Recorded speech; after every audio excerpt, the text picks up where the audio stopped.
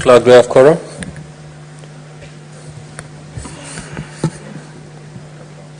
Sergeant at Arms, kindly ring the quorum bell for 10 minutes.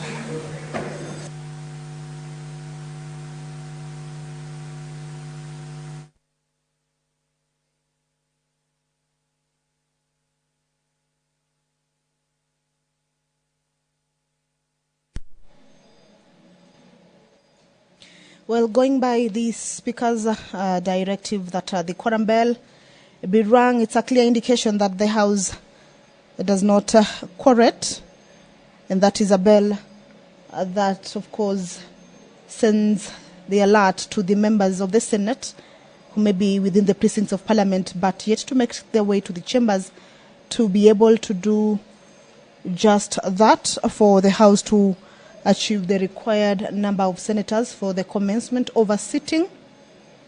That is at least 15 members should be inside the chambers for the House to commence its business.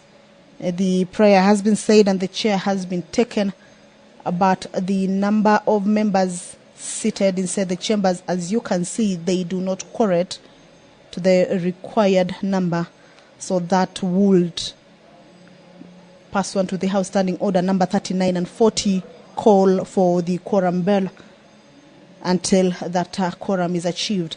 Then the House can commence its business as indicated in the order of business for this afternoon sitting.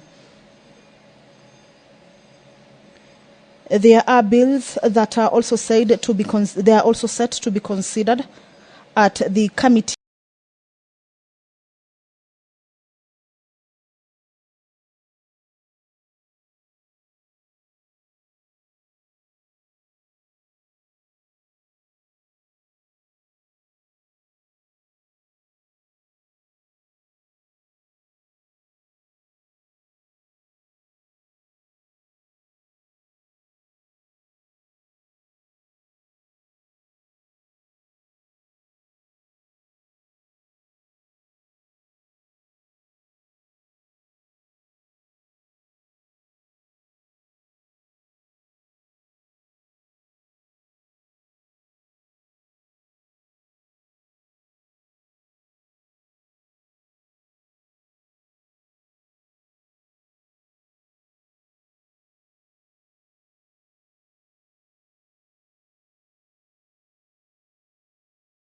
Of the whole House stage this afternoon, the gambling of the members currently inside the chambers. That is the minority leader of the Senate, who's also the Senator for Kilifi County, Honorable Stewart Madzayo, who has just made his way into the chambers.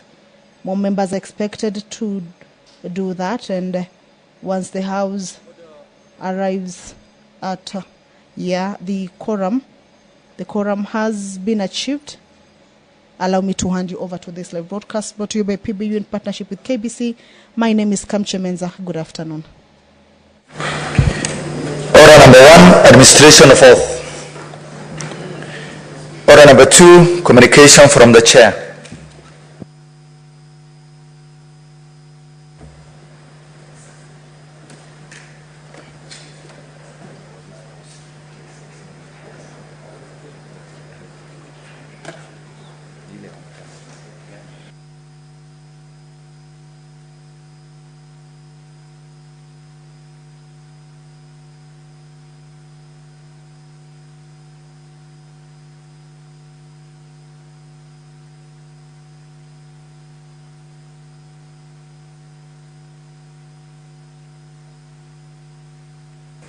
Next order, Clerk. Order number 3, messages. Order number 4, petitions. The Honorable Senator Kio Omtata.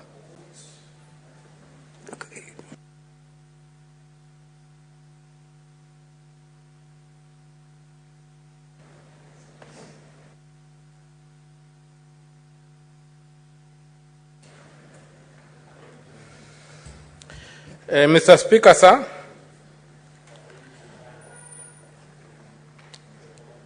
I rise to read a petition to the Senate concerning the compensation benefits of police officers injured in the line of duty.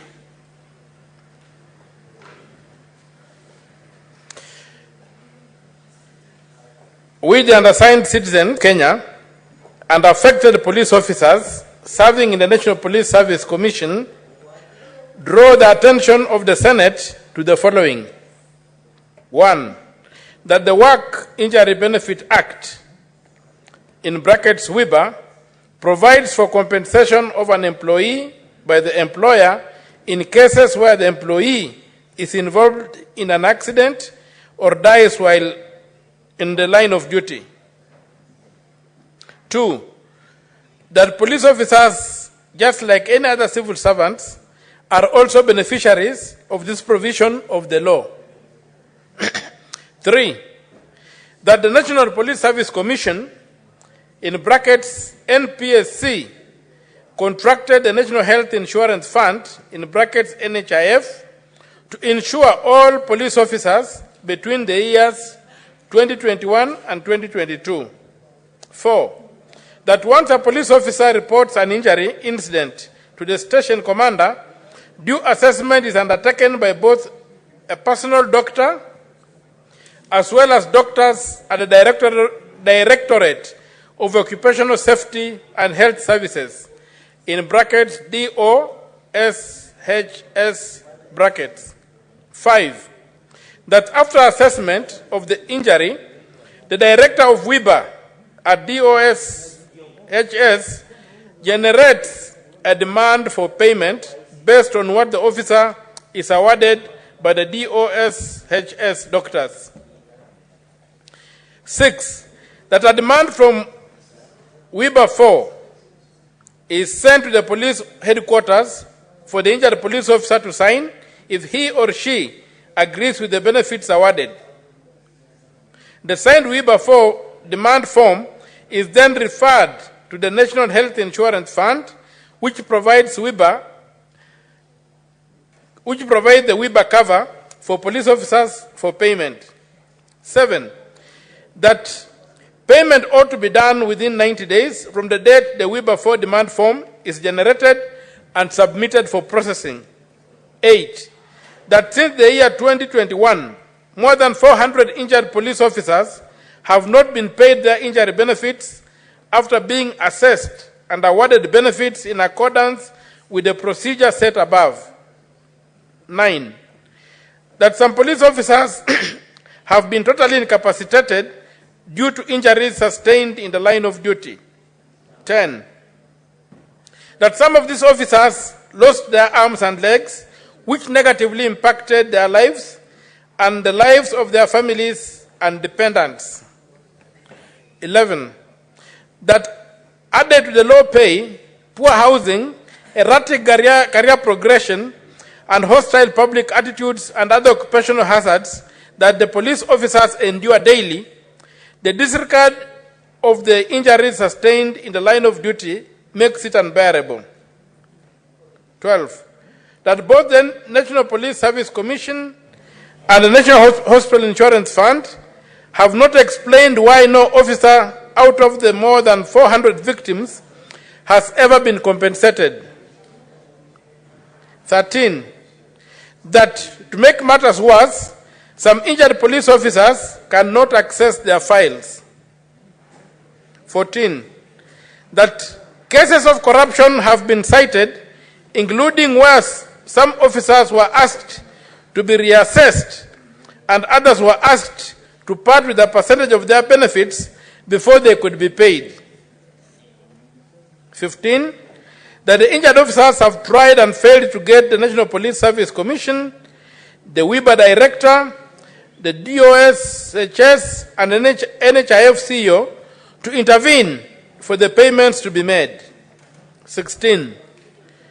That Mr. Dunston Kinyanjui, who was appointed as a representative of the police officers, has not given any coherent reasons why the benefits have not been paid. 17. That none of the issues raised herein are pending before any court of law or any other legal entity. Wherefore, your humble petitioners pray that the Senate of the Republic of Kenya intervenes with a view to 1.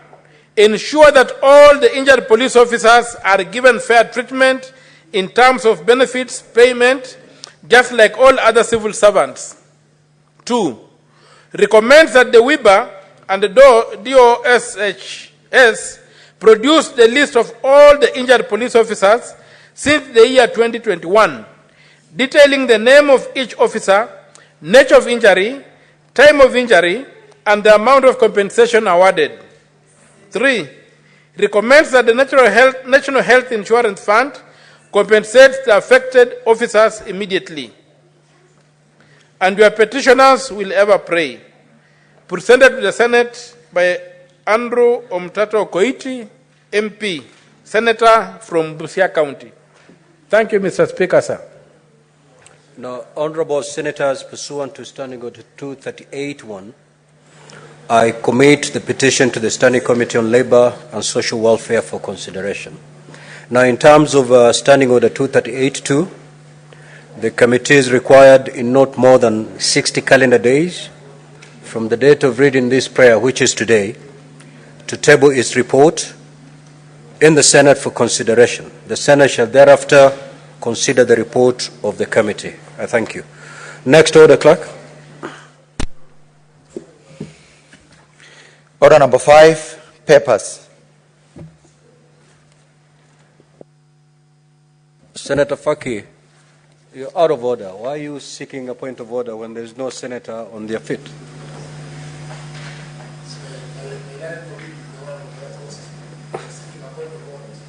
And I don't think he's... Proceed by calling the next order, clerk. The majority leader, you may proceed to lay the papers. Mr. Speaker, sir, I beg to lay the following paper on the table of the Senate today, Wednesday, the 24th of July, 2024. This is the Office of the Controller of Budget, Annual Report and Financial Statements for the financial year 2022-2023. Mr. Speaker, I beg to lay. Next order. Order number 6, notices of motion. Order number 7, questions and statements. Statements pursuant to Standing Order 53(1). Senator Kavindu. That statement is dropped. Senator David Wakoli.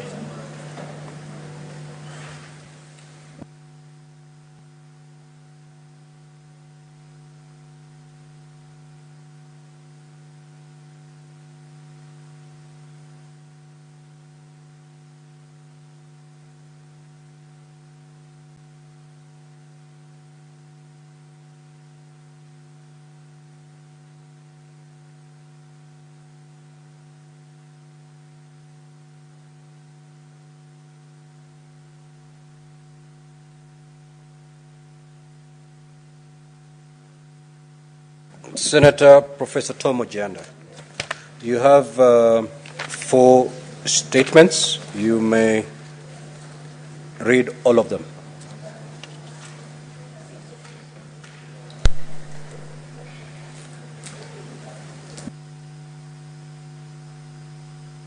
Thank you, Mr. Speaker. I have 4 statements this afternoon. The first statement is on the employment of persons above the mandatory age, retirement age in Kisumu County. Mr. Speaker, sir, I rise pursuant to Standing Order 53(1) to seek a statement from the Standing Committee on Labor and Social Welfare regarding the employment of persons above the mandatory retirement age in Kisumu County. The Constitution of Kenya and the County Governments Act 2012 establishes the various apparatus and modalities a county must consider in employing persons in various positions. Further, according to the policy of the national government, except for a few exemptions such as the judiciary, the retirement age for categories of various civil servants was revised in 2009 and set at 60 years and 65 for those different categories. The Public Service Commission also provides that once a public officer has attained the retirement age, the officer shall retire from the service with effect from the date of attaining the age. Despite all these provisions, Mr. Speaker, sir, the Kisumu County government has proceeded to employ in its ranks persons who are above the mandatory age in contravention of the law. In the statement, the county should, 1, state the county's policy on employing retirees, disclosing the number of individuals employed under this category, providing details of their contracts, job descriptions, and remuneration. 2, state the justification for hiring retirees over potentially more resourceful, younger candidates and Gen Zs, the process used for selecting the retirees, and the measures put in place to ensure that employing retirees does not hinder career advancement for younger employees or hinder effectiveness and impact of service delivery on the organization performance. And lastly, table a report assessing the retirees' skills, experience, and suitability for various positions. Mr. Speaker, my second statement is on the level of disaster preparedness in Kisumu County. Mr. Speaker, I rise pursuant to Order 53 to seek a statement from the Standing Committee on National Security, Defense, and Foreign Relations concerning the level of disaster preparedness in Kisumu County. Mr. Speaker, Kisumu County has been severely affected by floods, impacting on over 5,000 residents in the most recent incident. The county government should prioritize and disaster preparedness in its plans to safeguard the lives and property of the citizens. In the statement, the committee should, Mr. Speaker, 1, provide an overview of disaster preparedness mechanisms in Kisumu County, including plans, policies, resources, verifying whether at least 2% of the budget is allocated to the county emergency fund as per the PFM, and explain the utilization of funds from the year 2017 to date. 2, assess the existence and effectiveness of an early warning system for floods and landslides in Kisumu, stating whether flood mitigation measures such as drainage systems, flood barriers, and dike construction have been implemented in flood-prone areas, and providing a breakdown of the costs incurred. 3, describe how the county government coordinates with the national government, NGOs, and CBOs to enhance disaster preparedness and response efforts. 4th, evaluate the technical capacity and availability of trained personnel, equipment, and emergency shelters for flood-related incidents, and clarify whether there are measures in place to address the needs of vulnerable populations such as children, elderly persons, and persons with disabilities. Explain how the county government coordinates with the national government and other stakeholders to enhance preparedness. State the capacity of the county emergency response, including the availability of trained personnel and rescue teams and emergency shelters, if any, to respond to flood-related incidents.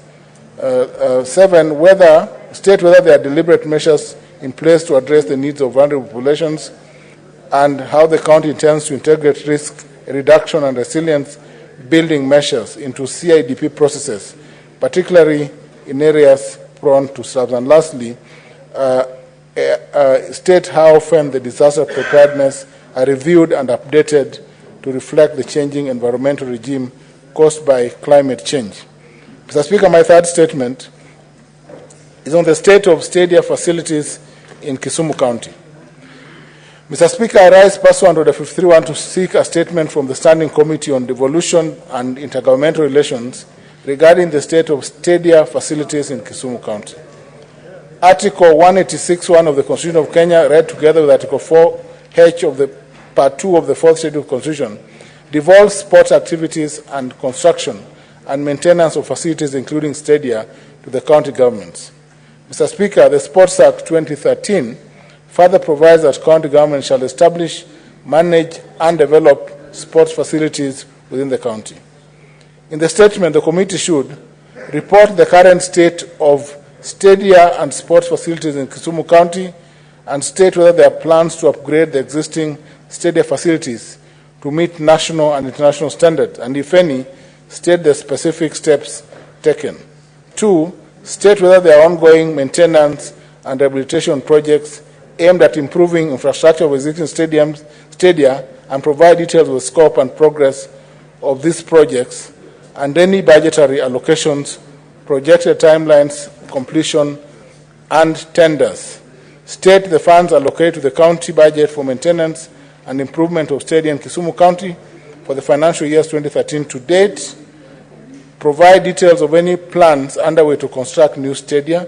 And lastly, outline the measures in place to ensure transparency and accountability in the utilization of resources. Mr. Speaker, lastly, my last statement, and Mr. Speaker, this comes against the background that on the health facilities, this is on the upgrade of Jaramogi Oginga Odinga Teaching and Referral Hospital to a level 6 facility.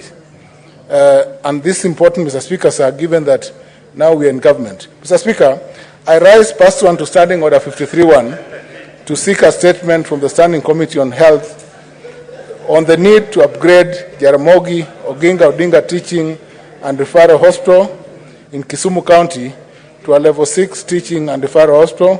Mr. Speaker, Jaramogi Oginga Odinga is currently classified as a level 5 hospital and is under the stewardship of the county government of Kisumu, providing vital medical and health services to residents across more than 10 counties. It is therefore time, Mr. Speaker, that this facility be upgraded. The facility serves a combined population exceeding 10 million people. In the statement, the committee should, Mr. Speaker, initiate the necessary measures and steps needed to upgrade JORTH from a level 5 to a level 6 teaching and referral hospital, and further, the hospital be accorded access to budgetary resources and medical equipment and human resources attached to that status. And lastly, Mr. Speaker, recommend policy and legal framework needed to facilitate and realize the upgrade of JORTH to a level 6 facility. Mr. Speaker, thank you, Mr. Speaker. As I note, now ODM is in government, and thank you, Mr. Speaker. Senator Hamida.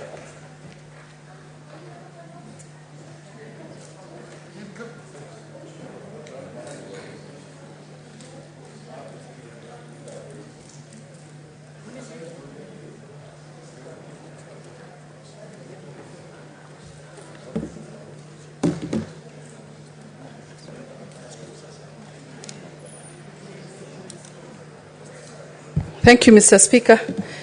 My statement is on recent attacks on journalists covering the Occupy protests by Gen Z in Kenya by police officers. Mr. Speaker, sir, I rise pursuant to Standing Order 53-1 to seek a statement from the Standing Committee of National Security, Defense and Foreign Relations on the recent attacks on journalists covering the Occupy protests organized by Gen Z in Kenya. In the statement, the committee should provide detailed accounts of the reported attacks on journalists, including any physical assaults, verbal threats, arrests and detention, destruction and equipment and other forms of intimidation that have taken place during the protests, including also alleged attempts to muzzle media houses from covering the protests.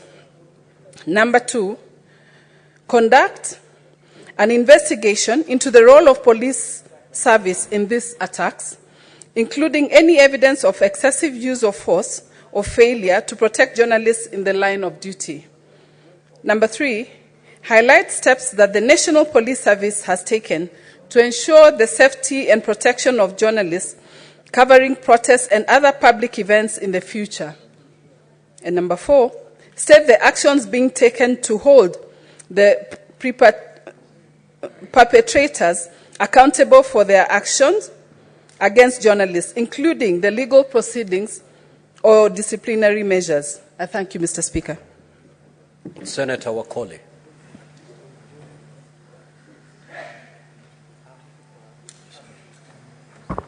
Thank you, Mr. Speaker, sir. A request for statement on the state of Chwele Chicken Slaughterhouse in Bungoma County.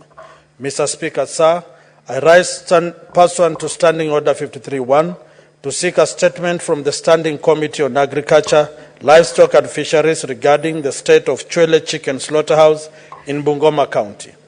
In the statement, the committee should, 1, report on the current state of Chwele Chicken Slaughterhouse in Bungoma County, providing a detailed inventory of all county government assets at the slaughterhouse. 2, provide details on the revenue from the slaughterhouse that has accrued to the county government since its operationalization, as well as the average number of poultry slaughtered per day.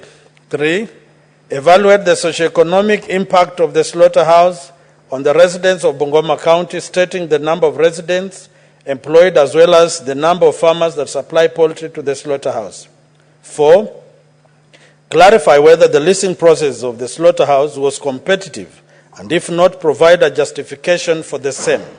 And 5, provide details on the lease of the slaughterhouse, to include the details on the company that was awarded the lease, the cost of lease, the handing over process, as well as the memorandum of understanding signed between the county government and the said company. Honorable Speaker, my next statement on supplementary budget of over 148 million approved by the County Assembly of Bungoma County towards the hosting of the 2024 Madaraka Day celebrations. Mr. Speaker, sir, I rise pursuant to Standing Order 53.1 to seek a statement from the Standing Committee on Finance Budget regarding the supplementary budget of over 148 million approved by the County Assembly of Bungoma County for the financial year 2023-2024 that allocated funds towards hosting of the 2024 Madaraka Day celebration in Bungoma County. In the statement, the committee should, 1, state the total amount budgeted and allocated for the 2024 Madaraka Day celebrations held on 1st June 2024 in Bungoma County, providing a breakdown of contributions from the national and county governments towards facilitating the event. 2, explain why Bungoma County Assembly approved a supplementary budget of over 148 million to fund a national government event and provide a breakdown of how these funds were utilized. And 3, explain how procurement towards facilitating the event was conducted, stating the procurement method used, and further provide details of the companies that were awarded tenders, the tender sum of each tender awarded, as well as the bill of quantities for works procured for the national event. Thank you, Mr. Speaker, sir. Senator Kavindo, your statement has been brought back after having explained yourself. Proceed to read your statement.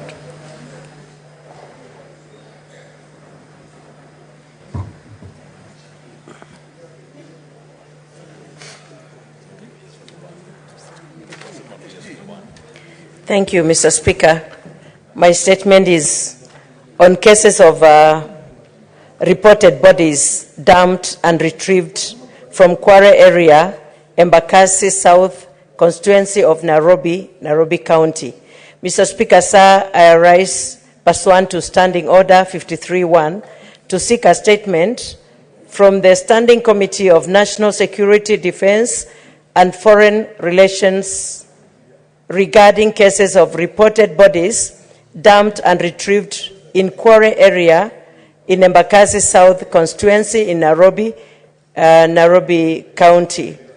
In the statement, the committee should, 1, conduct investigations into the cause of the deaths of the 42 women whose bodies were dumped and retrieved in the Kware area, Nairobi South constituency in Nairobi County.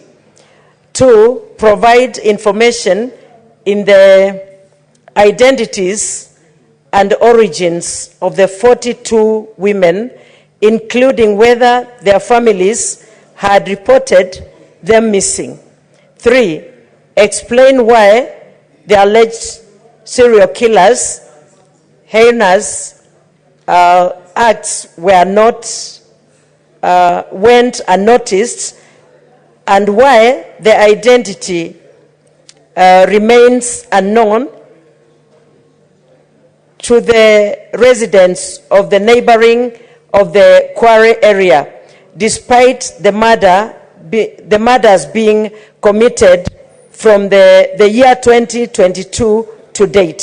4, clarify why the government was not aware of the matter until it was reported in the media. Provide an update on the status of the investigations and outline how the families of the victims will obtain justice. Thank you, Mr. Speaker.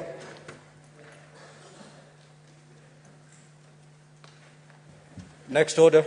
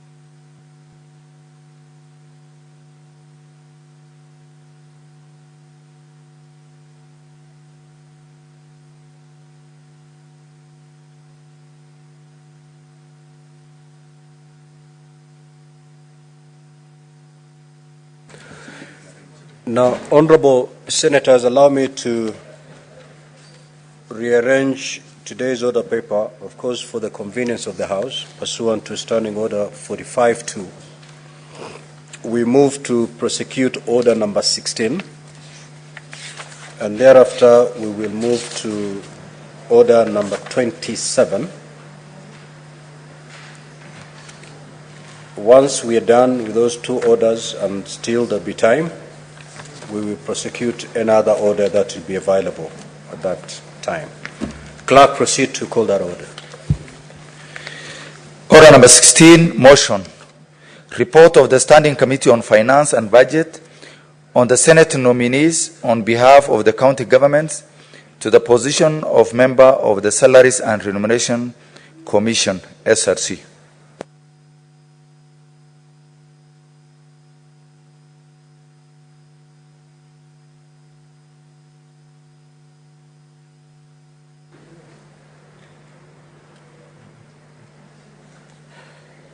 Thank you, Mr. Speaker. Mr. Speaker, I rise to move order number 16, being the motion on the report of the Standing Committee on Finance and Budget on the Senate nominees on behalf of the county governments to the position of member of the Salaries and Remuneration Commission. Mr. Speaker, sir, before I proceed, I wish to seek for clarification from the chair. Mr. Speaker, in our report which we laid earlier, yesterday, we indicated the three nominees, Madam Lynette Washiali Muganda as number 1 in the score, followed by Mohammed Aden Abdi as number 2 by score. Before coming to this conclusion, Mr. Speaker, sir, we had been confronted in the committee with a challenge. One of the candidates was knocked off, and the reason for being knocked off is not because he didn't qualify. Mr. Speaker, he was actually candidate number 1. However, we were forced to knock him off because when due diligence was done on his testimonials, a letter came from the University of Nairobi stating that the degree which he had uttered to the committee was not genuine. For that reason, Mr. Speaker, we dropped the name of that candidate and proceeded and formed the committee, the report on which we were agreed in the majority. Mr. Speaker, minutes before I prepared to move the motion, we have received yet another report from the Office of the Clerk, marked to us. And I have found, Mr. Speaker, that it is a letter from the University of Nairobi, which is now rescinding its earlier letter to the committee, and now confirming that the certificate, degree certificate from the University of Nairobi is indeed genuine. Mr. Speaker, for this reason, I would like you to guide us, because if then the certificate is genuine, it means we have no grounds to knock that candidate from the list, and therefore his name should be before the House. So I appeal to you, Chair, you give us guidance, because the matter has since left the committee. There's nothing the committee can do. The matter is now in plenary. Thank you, Mr. Speaker. Senator Boni, you may proceed to table that later before I give guidance on the same.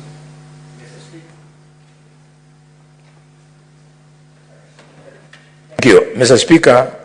I table the letter from the University of Nairobi, being a letter in reference to Abdirahman Hassan and signed by Mr. Emmanuel Mumba, Registrar of Academics, University of Nairobi. A copy of the letter. Thank you, Mr. Speaker. Senator Mgatana, what is your intervention? Thank you, Mr. Speaker. Mr. Speaker, as you consider giving us direction on this matter, I feel that an injustice has been carried out on a person who qualified and was left out because of a mistake that was caused by an institution. Now, logically, the institution has tried to restitute by correcting the injustice that was visited upon that applicant, whom I do not know because even the name has not been given to us. But, Mr. Speaker, I would propose that you consider allowing the very Honorable Senator Khalwale to move the motion that is on the order paper in an amended form so that that other name can be included, Mr. Speaker. And then the three names can be forwarded if the Senate approves the motion. The three names can be forwarded for consideration for appointment by the other authority. I think that would serve the justice so that we don't visit injustice twice by the institution and then another institution to exclude that person. I submit, Mr. Speaker, for consideration. Thank you, Mr. Speaker. Senator Onyonka Richard.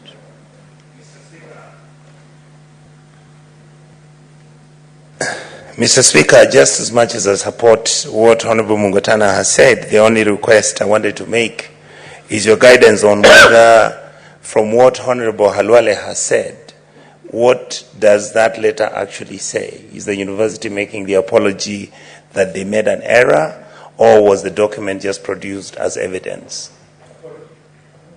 Oh, then I understand. Okay. Senator Enoch Wambua, what's your intervention? I thank you, Mr. Speaker. Mr. Speaker, where I sit, this is also a very serious issue. Serious because I do understand that the committee had already tabled its report and that the moving of the motion was subsequent to a report, which then, if that letter is admissible, I don't know, I've not seen the letter, then it would follow that the committee made a decision on account of misleading information. The source of the misleading information has attempted to correct that position. But from our traditions, customs and practices, once a committee tables a report, I don't know what avenue is available to reopen the report. The only window that I see myself is in the motion. Senator Mugatana is proposing something, I don't know how possible that is in the immediate, that Senator Khalwale can move the motion in an amended version. My understanding of the practices is that decision of amending the motion cannot be asked to make on the floor. It has to be a committee decision with guidance from the Speaker. The Speaker, I am not helping the situation in any way. I'm just also getting confused in it. But I think the Speaker, then you are reasoned ruling on this one. Perhaps you give us a date that you're going to rule on this after even determining the authenticity of the letter that has come. Then you can do a reasoned ruling and guide the House on how to process this matter. The Speaker, I submit. Yes, Senator Kisang. Thank you, Honorable Speaker. Honorable Speaker, I also concur with Senator Wambua.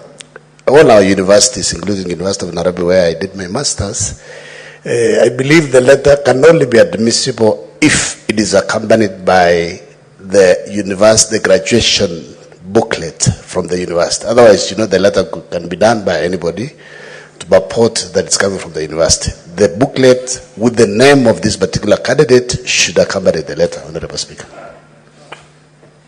Now, Honorable Senators, I will give my ruling on this letter on Thursday next week. So whether the procedure to adopt will depend very much on the ruling that I'll be delivering on Tuesday next week. Let's rest the matter at that.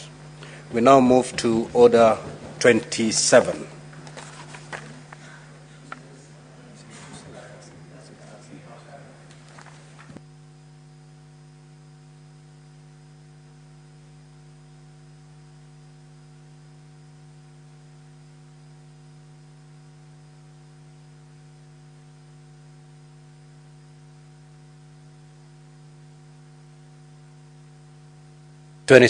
Order 27. Order number 27, the Fire and Rescue Services Professionals Bill, Senate Bills number 55 or 2023. Second reading. Senator Mohammed Abbas Sheikh. Thank you, Honorable Speaker.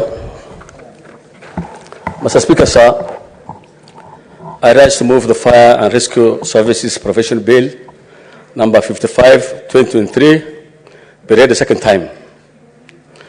Mr. Speaker, sir, the principal objective of the bill is to ensure the delivery of high-quality, professional, and standardized fire and rescue services across all counties through the regulation of fire and rescue services professional in Kenya. This is geared towards reducing public safety, protecting lives and property. Honorable Speaker, the importance of this fire and rescue service bill cannot be overstated. These men and women risk their lives every day to protect our lives and minimize the devastation impact of fire, accidents, and emergencies. Honorable Speaker, as you are aware, this country has faced many incidences of fire. A few months ago, we had the worst fire incident that was witnessed in Kenya, the most tragic fire disasters occasioned by a gas explosion in Mpakasi. Had we had enough trainings, people trained, and regulation in place, I think we'll have minimized that disaster. This disaster is actually important, of vital importance of well-functioning fire and rescue services sector. If there were any, then things will have been minimized. This calls to action for us legislators to put in place the necessary framework and resources to ensure that all incidences can be prevented and that they do not occur or they can be minimized, the risks can be minimized fully. Honorable Speaker, having said that, as you are aware, in most instances, the fire and emergency issues, the disaster issues is actually devolved. But however, facilities are actually in poor state in most of the counties. Emergency preparedness is not there.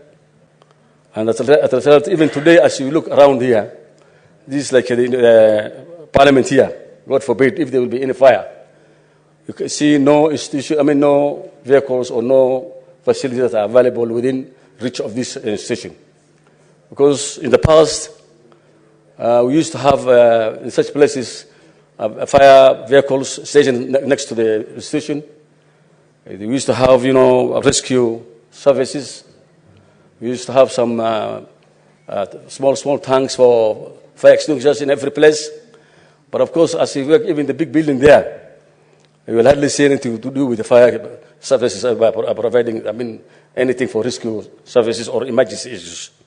Honorable Speaker, there is no proper trained personnel in this country. We have a small training institute for the Nairobi county, but even that itself is not fully functional. And therefore, I think with having this kind of bill, we will be able at least to have regulated services and be able to control emergencies on fire. Honorable Speaker, some of the most ugly incidents that took place in this country, beside the one for the Embakasi one, in 2001, there was a fire outbreak in a certain school in Ukambani, called Shengulu Mixed Secondary Schools, where 60 students lost their lives. Similarly, the fire occurred in Bombululu Girls in Kwale. The 25 students lost their lives. And 2011, massive fire at Makuru, Sanai, caused by oil leakage from a Kenya pipeline, Tanga, resulted in over 100 deaths. In Nakuma downtown in 2009, in Nakuma downtown, there was a covered generator that led to fire and loss of 29 lives and destroyed properties worth millions of shillings. In the same year, fuel tanker overturned in a place somewhere in Molo called Sawagan, causing fire that claimed the lives of 113 people, and many people injured, and men lost, and most of the Kenyans today are still living injured, and some of them died. You know, what also happens is that in Kukomba, almost every year, we have fire that destroys a lot of property. But at any one given time, the disasters or any fire outbreak, we have no prepared interventions. Honorable Speaker, the above fire disasters, coupled with the recurring fire incidents in the schools and markets, underscores the urgent need for improved fire safety measures, emergency response plans in Kenya. We, however, can only achieve this as a country with proper trained and regulated fire and rescue services professionals, which is what the bill seeks to provide. Honorable Speaker, the Fire and Rescue Service Bill 2023 establishes a Fire and Rescue Service Board, a body that cooperates, a body that will be charged with overseeing the registration, regulation, and setting of standards for fire and rescue services professionals. The establishment of the board will ensure the highest standards of professional conduct, training, service deliveries in the fire and rescue service sector. The board will be composed of representatives from key stakeholders, including relevant government ministries, the Council of the county governors, representatives from fire and rescue services professionals, associations, and rescue associations. This diverse membership will ensure that boards benefits with broad benefits from a wealthy expertise to give at least an expertise and be able to save Kenyans from these disasters. One of the board primary functions will be to develop and enforce a code of conduct for fire, rescue, or service professions. This code will set out clear standards of behavior, ethics, and professionalism that all personnel must adhere to in the course of their duties. It will also provide a framework for the disciplinary action in case where the standards are breached, and ensuring that the integrity of the professionals is maintained and the public can have a full confidence in the service provided. Honorable Speaker, the board will also play a crucial role in advising both the national and county government on matters related to fire prevention and rescue services. This will promote greater collaboration between different agencies and stakeholders, enabling more effective and more efficient different agencies. Honorable Speaker, you are aware, currently I think there is no place where we can refer our problems. This country has faced, especially when vehicles collide, passengers, especially the passenger vehicles, the buses, many people that perish there. The buses get their insurances. They have been paid by the insurances, but, you know, the passengers that die or injured are never compensated. You see, the institutions like Kenya Power and Lighting, There's also a surge always of electricity, of power, and many people lose their properties, and nobody is actually being compensated. Honorable Speaker, the research process will help to ensure that only qualified and competent individuals and farmers are permitted to operate the sector, providing a vital safeguard for public safety. It will also enable the board to maintain a comprehensive database of all registered professionals and farms, facilitating better oversight, monitoring, and enforcement of standards. Honorable Speaker, in addition to the legislation, the bill will also set out a robust framework for the training and professional development of fire and rescue service personnel.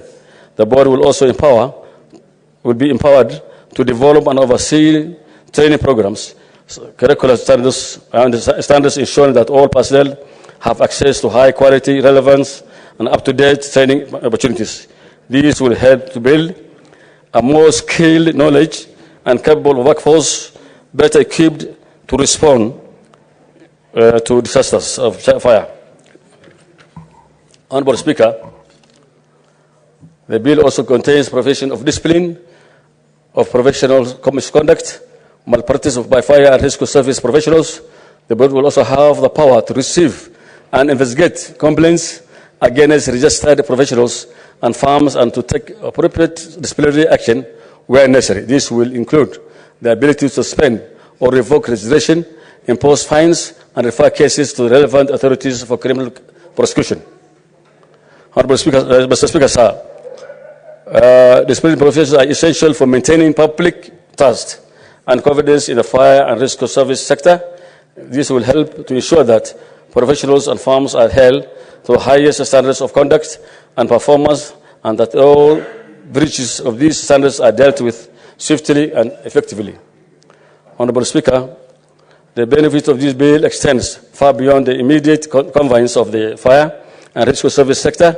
By establishing a more professional, accountable, and responsive sector, we will be able to at least create a safer and more resilient and more prosperous society for all. Effective fire prevention, emergency responses, services as essential for protecting lives and property and livelihoods, and for minimizing the social and economic cost of these disasters. Honorable Speaker, a strong and well-regulated fire and rescue services sector is a significant driver of the economy and growth and job creations. As the sector expands professionalism, it will create new opportunities for employment, entrepreneurship, and innovations, contribute to the overall development and prosperity of our nation. Honorable Speaker, I am confident that with the passage of this bill, we will be able to take a major step forward and save more resilient and more prosperous future for this country. By investing in the professionalism and regulation of the fire and rescue service sector, we are investing in the safety and well-being of this nation at large. Honorable Speaker, as you are aware, this country actually has no institution that trains people. The fire rescue services is so much decentralized, and there is no coordination of this very important institution.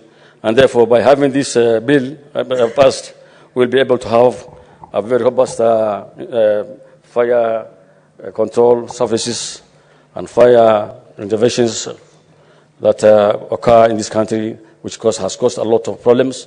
You know, fire every time fire outbreaks happen, they burn properties, many people die, and therefore it's my hope that in the fire bill will be able to give us at least a professional bill that will guide on how to manage fire. In conclusion, Honorable Speaker, I urge all members to join me in supporting the Fire and Rescue Services Profession Bill 55/23 of 2023. Let us also use this opportunity to create a more professional, accountable, and responsive fire and rescue services sector, and to build a safer, more resilient future of all Kenyans. Honorable Speaker, with those few remarks, I want to call upon Honorable Senator Seki to second the bill.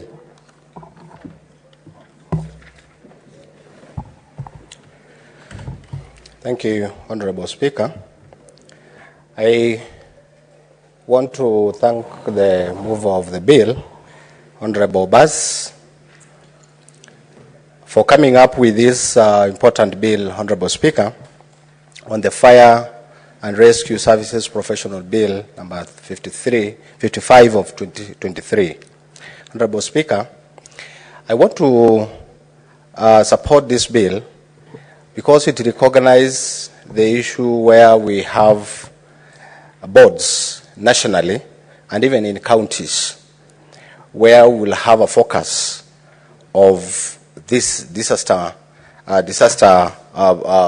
recovery, where we'll be able to look and even focus nationally and counties through the boards. This problem that is occurring in our counties. These boards will definitely look at issues of discipline in those who are handling the issues of fire, training by try to focus on issues where the counties and national government, the ministry involved in the national government and counties will be able to budget a sufficient amount or sufficient money to handle the issue of fire, and come up with the policies where at every other time try to amend and come up with proper policies that will help in handling of issues of fire and fire rescues. Honorable Speaker, it is true that we have been having issues and problems in our counties on issues of fire breakdown, and it is something that is there. It is not something that is history to us, but the way we handle, the way we have been having even recoveries, the way we have been even paying those who have been affected has never been in place. This is a bill that brings in the issues where at least there's some structure in place, putting structures in place to put the country, the counties on notice on how they'll be handling this disaster. I want to thank the mover for coming up with this bill, Honorable Speaker, because it will help county governments in every financial year. They will come up with plans on how to budget, put some money on their vote heads, so that at least in case there is this kind of disaster, there will be a management on how they will manage this, and even they will recover. People who have been affected will recover their properties. We have seen causes where this fire is coming through schools. We've seen a lot of damages in our schools. We've seen electricity causing a lot of fire in our towns, in our major towns, and even individually in the business, people losing properties, such kind of things. So I think with this bill, Honorable Speaker, it will help us. It will help the country to manage this disaster. It's also coming in a time where the Committee of National Security is also coming, where I am a member, is coming up with the management of disaster management, a bill on disaster management. This, I think it will go hand in hand together with this bill, and I'm very sure it will be a very important bill to our devolution to county government. So I want to come up with these amendments, or even with these proposals, that I do second, Honorable Speaker, this bill. So thank you very much, and we thank the mover. Thank you very much.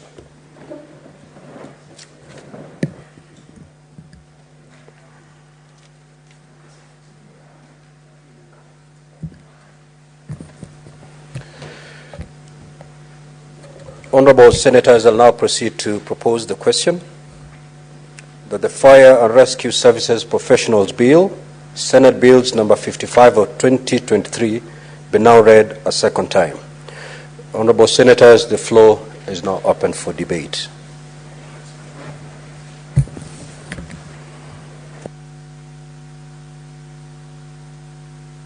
Senator Faki.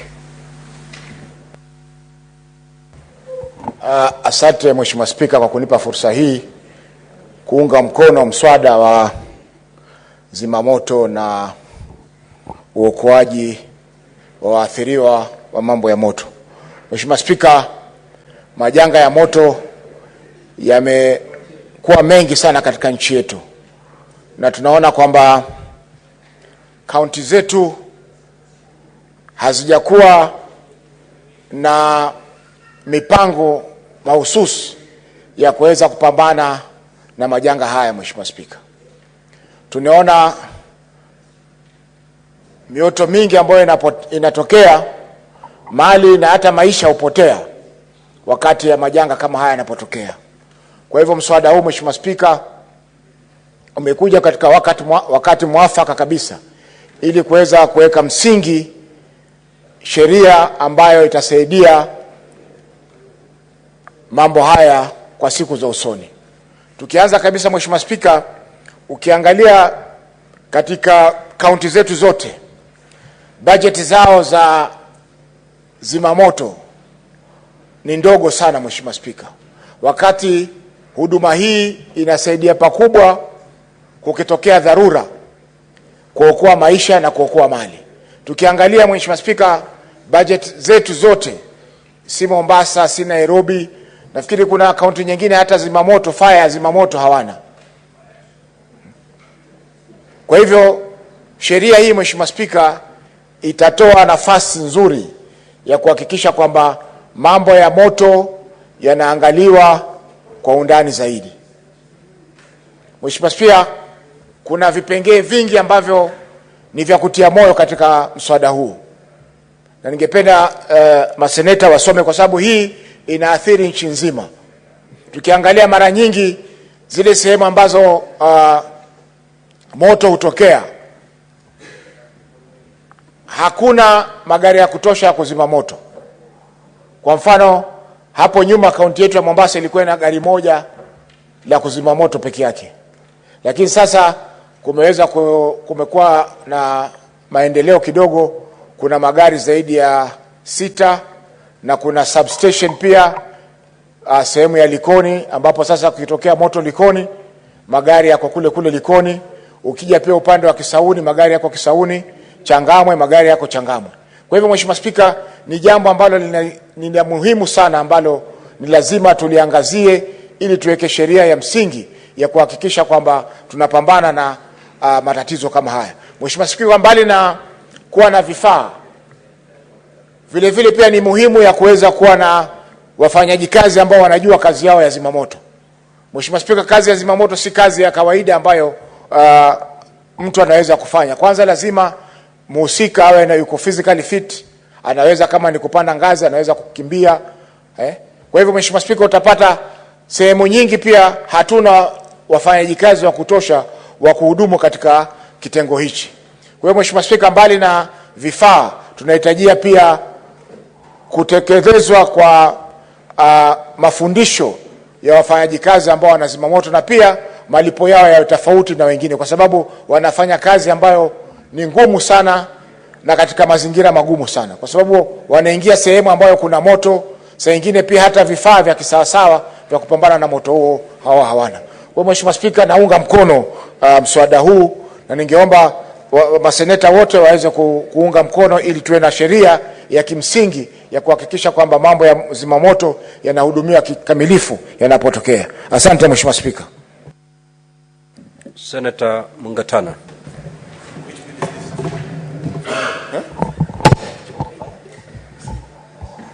Mr. Speaker, I want to thank you for giving me this opportunity to add my voice on this Fire and Rescue Services Professionals Bill 2023.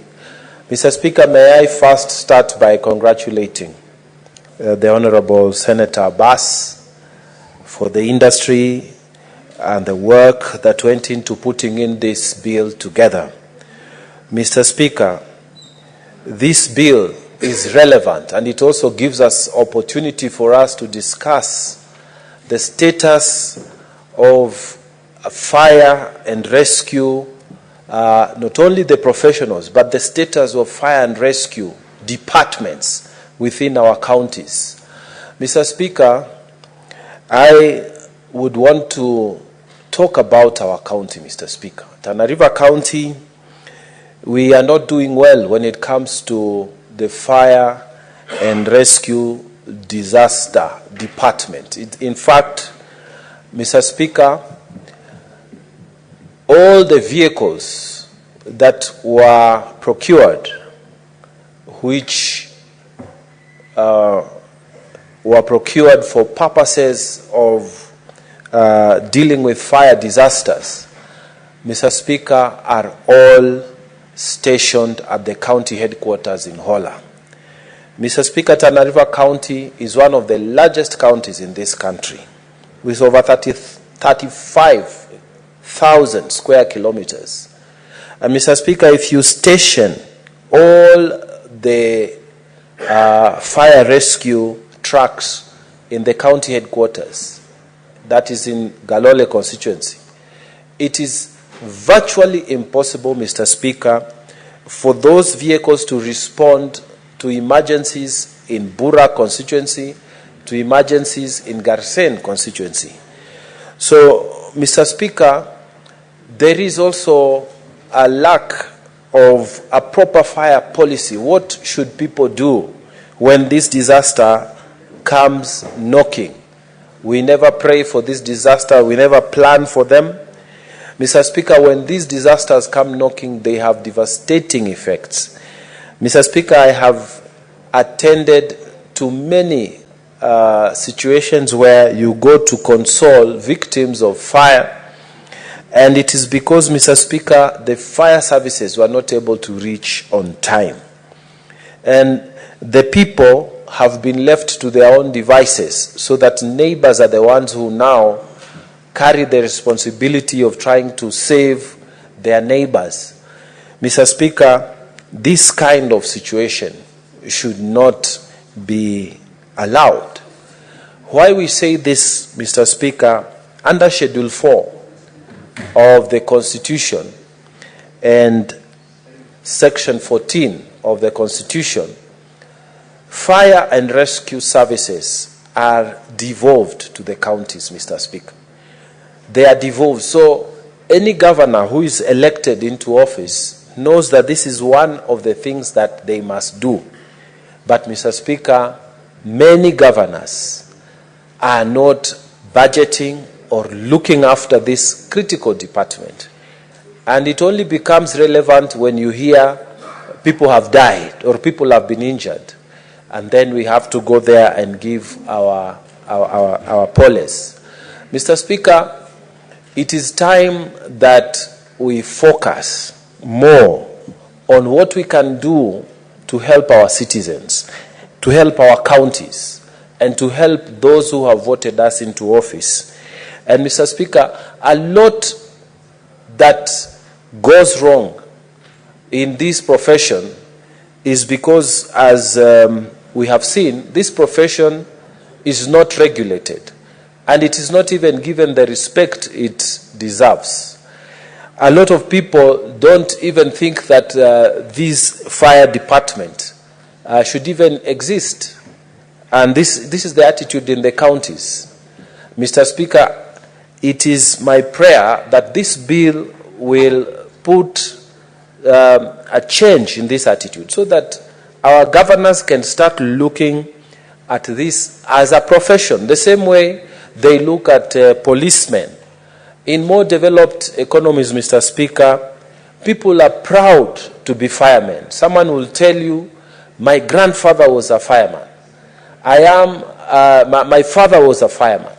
And I'm also following in the family tradition to be a fireman. Like the way people are proud to have been in the lineage of soldiers, in the lineage of policemen. The same thing for fire people. So, Mr. Speaker, no doubt this bill has come at a good time when people can start to bring to the attention of our counties that we need indeed to do something about our various fire departments. And Mr. Speaker, the only thing I'd like Senator Abbas to look at, the board that he has created, Mr. Speaker, if you look at the proposed clauses, they have created a cabinet secretary in charge of fire and rescue. And to the best of my knowledge, Mr. Speaker, this cabinet secretary doesn't exist. And Mr. Speaker, also this bill seems to be creating a board. It's a good step, but I think we need to change some of the things. It's creating a board that is putting the permanent secretary, principal secretary, in charge of, responsible for matters of fire and rescue in the board, to be a member of the board. It is also putting the principal secretary for finance in the board, again, Mr. Speaker. It is also putting the principal secretary in the ministry responsible for internal security in the board.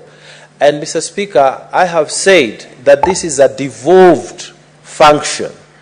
And as a standard procedure, I think we here in the Senate, when we create a law, when we are developing legislation, we must create legislation that is going to help our counties take charge of their destiny. But this one seems to have been, we have surrendered the board's power to the national government. Because if you put the PS for whatever, the PS for whatever, PS for whatever, inside a board, in a board that is supposed to function for the county governments, and then the governors are only having 2 positions to nominate people.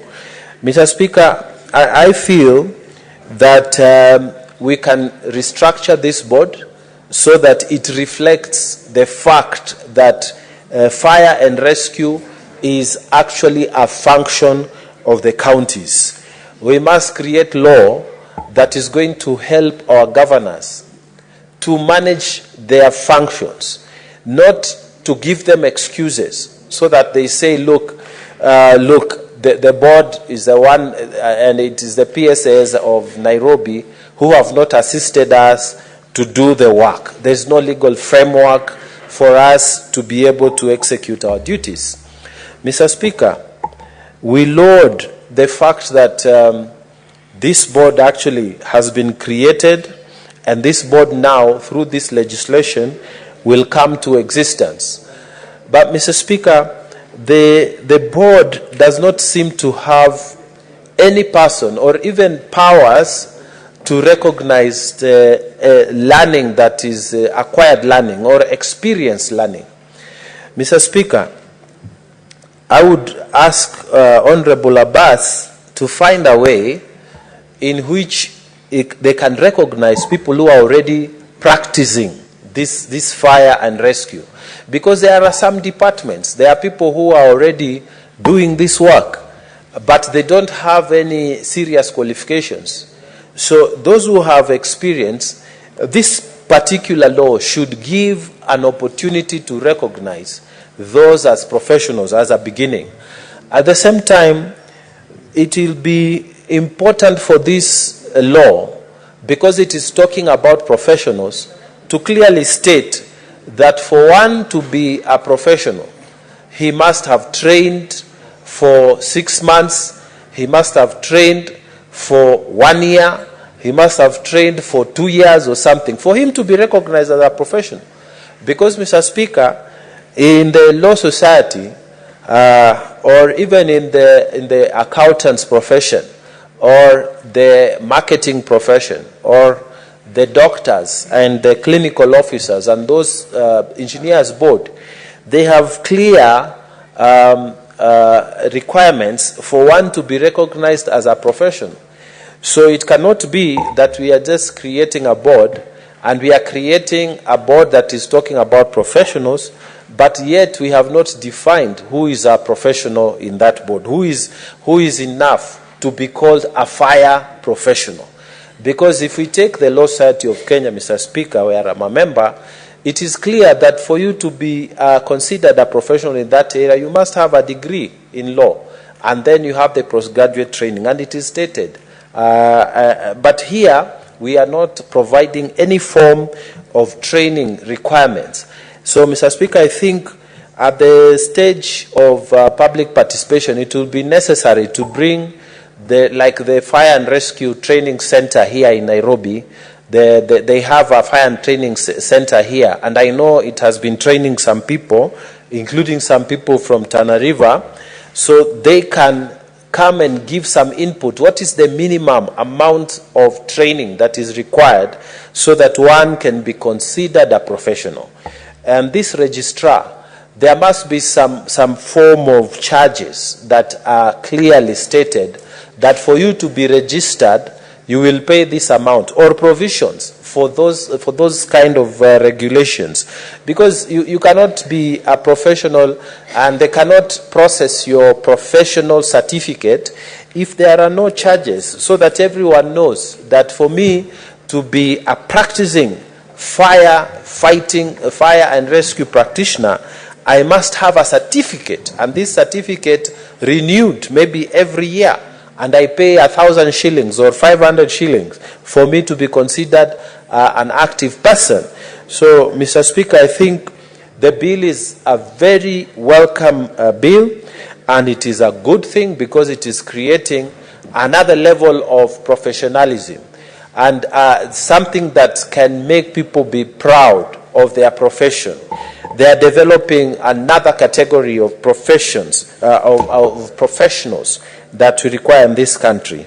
And Mr. Speaker, it is also a sign that Kenya is coming into another level, because I know that in more developed communities and countries, they have this as a very serious profession. And many people are proud to belong to those kinds of professions. But I would encourage the very able Senator Abbas to also look at some of this profession, of these thoughts that we have put, so that we can make this a very strong law and help the development of this profession to the levels that it is required. Mr. Speaker, with those many remarks, I beg to support. Thank you. Senator Olekina, Madam.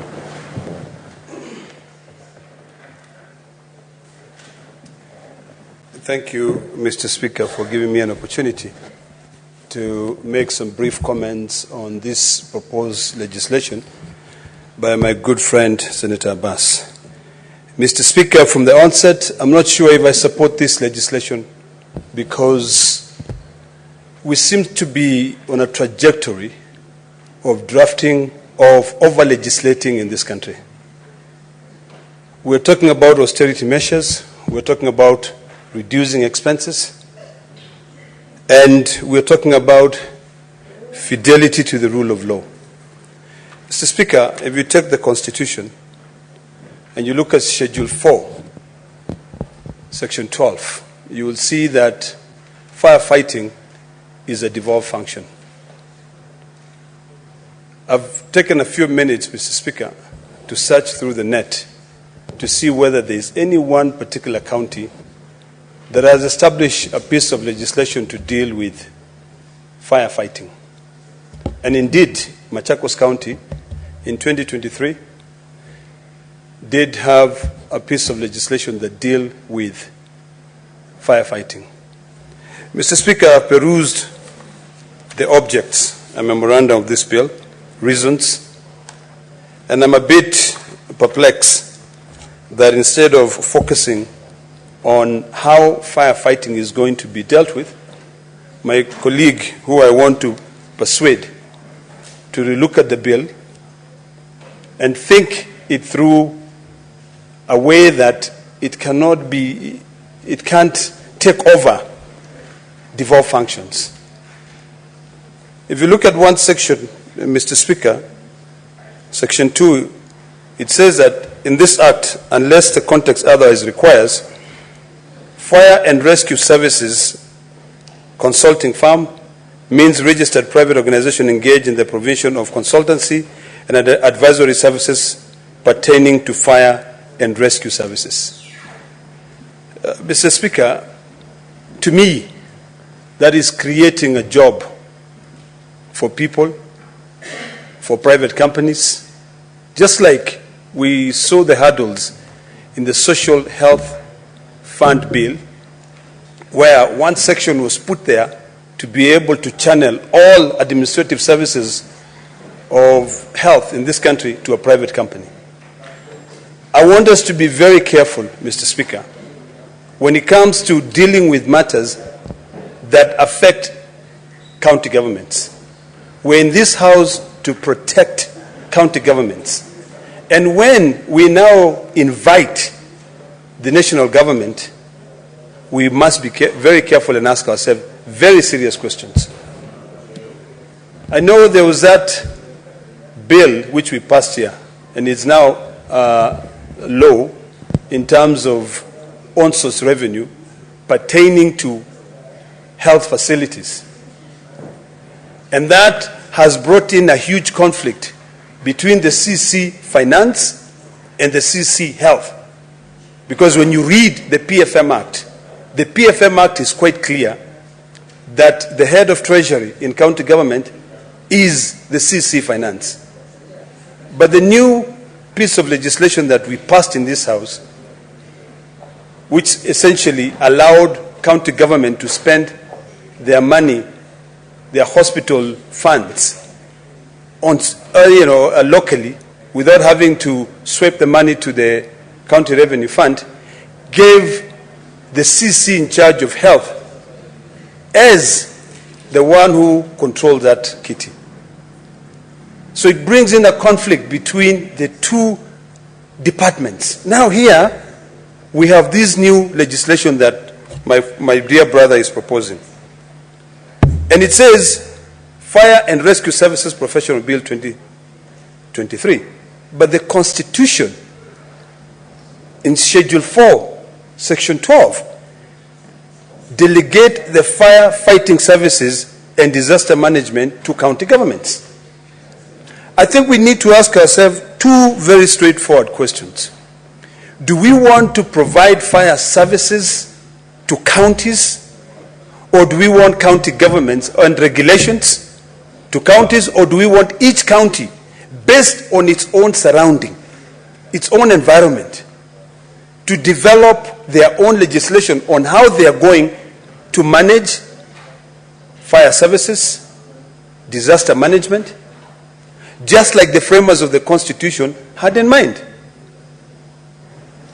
I am not happy with bills that continue creating boards. Board, you create a board, then after you create that board, people are appointed to that board, that is money. And we're here saying we do not have money. Then you say you'll have a chairperson who shall be appointed by the cabinet secretary. I had my brother Senator Mongatana, questioning whether we have a cabinet secretary in charge of fire.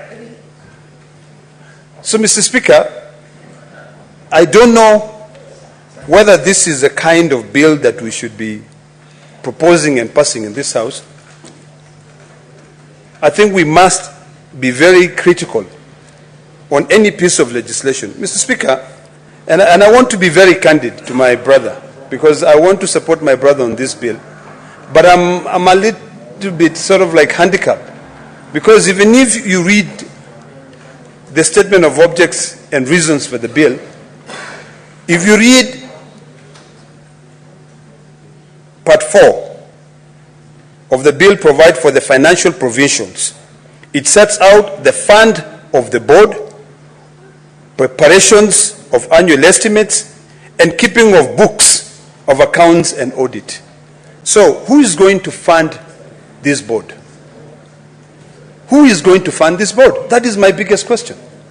Then when you come to the last statement, which every bill must have, especially for bills that originates from the Senate, it asks whether this bill offends Article 114 or relates to Article 114 of the Constitution, whether the bill is a money bill. And it says this bill is not a money bill within the meaning of Article 114 of the Constitution. And you've got issues that deal with intergovernmental agencies. You've got the national government here, because you've got control by the national government through the executive, and you've got the operationalization of it through the county government. What happens then to bills or to pieces of legislation which exist that have been passed by county governments? And we know very well that when there is a national government bill or law, it supersedes the county governments. So I think we must ask ourselves very serious and critical questions. And I want to invite my brother, Senator Abbas, to relook at this, to ask the same question that I'm asking, whether it is time we now look at other existing legislations to see how we can be able to embed a few of his very, very good ideas here. Some of his ideas are important, and I think we should be asking ourselves, how do we ensure that we send more monies to counties, conditional allocations, so that county governments can be able to set up fire departments in all their sub-counties? That is what we need to ask. But when we now create a board that takes money, I think we're over-legislating. You know? So we need to really rethink seriously. Finally, Mr. Speaker, because I don't want to re-emphasize the fact that I think this is not the correct bill to be debated in this House, or this is over-legislating, I think even our Secretariat, I'm going to, you know, I support you a lot, but today I'm going to be a bit critical. Positive criticism, that I think you should advise us more. We should look at the legislations that we bring here. For once, can we bring legislations that do not end up being punitive to the public? We're already complaining that we are broke, that we have no money. But remember, every piece of law that passes ends up penalizing Kenyans, because you have to pay for that. There's no manna from heaven which will pay for that board, which will pay for those regulations to be put in place. Let us endeavor to support our county governments. Let us endeavor to work with our county governments. Look for more money. So, to end, my brother, I will only make those very candid comments. I will neither support nor oppose your bill, but I think from my presentation, you know where I stand. Thank you, Mr. Speaker. Thank you, Senator Olekina. Senator Ali Roba. Thank you very much, Mr. Speaker. I rise to support this Fire and Rescue Services Professional Bill. And I want to start by saying it's about time. I think, as shared by my colleague, Senator Olekina, there are quite a bit of observations that we can make to improve the current bill in a way that is going to be of critical value for the 47 county governments. Mr. Speaker, sir, I wish to state that not all the 47 counties have built the right capacity for fire and rescue services. And counties are crippled, when it comes to fire department, proper establishment of fire services. I would wish the bill to go further in trying to set the standard to be accomplished by each of the 47 county governments by way of what a constituency headquarters, a county headquarters, and even the bigger towns are supposed to have as a bare minimum requirement in order to make sure that the bill compels our 47 county governments to comply by making sure that they prioritize investment in fire and rescue services within the 47 county governments. Mr. Speaker, sir, I say this because having been a governor for 10 years, I've really noticed with a lot of experience the critical function of fire services and how the expanding urban centers are coming up with many challenges that require these services.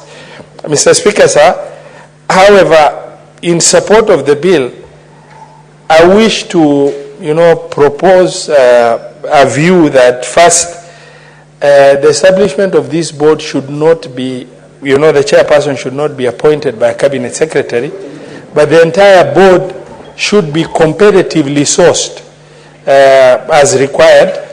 Number two, the representation from the counties should not be two, because you have 47 county governments and this is a devolved function. You cannot have a principal secretary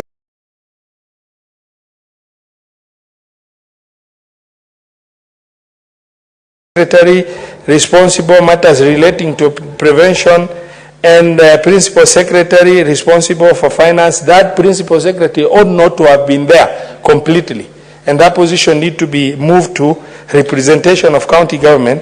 And instead of two positions, we needed to make sure that it becomes 4 positions in that requirement. And then two, because of the other gaps in existing regulation on fire and rescue services, the bill also needs to go deep into establishment of the standard to be accomplished by each county government. Because the nation Kenya is comprising of 47 county governments, each of these county governments must have certain standards that they must meet in terms of fire and rescue services. Also, the bill needed to address the need for establishment of a regional fire and rescue training center that then is going to help train fire and rescue personnel to the basic standard required with certification from an institution accredited in the country that is not only going to serve Kenya, but other regional other governments, neighboring governments within the greater East African region will be able to use this entity. And the need for establishment of a regional fire and rescue training center that is sort of a college and institution, a university for that matter, for purpose of making sure that our workforce in terms of discipline, know-how, the expertise of fighting different types of fire, the first aid requirement that is supposed to be with them being the first line of defense against fire, they need to also be properly trained, and that is that needs to come out. And then on the issue that my colleague Senator Olekina has shared, which is very pertinent, is also the funding for this board and this entity need to be explicit and clear. Where is the source of fund that is going to help in establishing this? But other than that, generally the bill is very good. We can improve it, make sure that the gaps are addressed, and is one of the bills that once it put, and then the committee, and Senator Abbas, this also requires, we put a time frame of compliance. Once the bill is passed, within what period county governments required to comply with the requirements of this bill. With such improvement, this bill then is going to be extremely valuable for our 47 county governments. Mr. Speaker, sir, I support. Thank you. Thank you, Senator Ali Roba. Senator Madzayo Stewart Mwashiru. My brother here. Huh?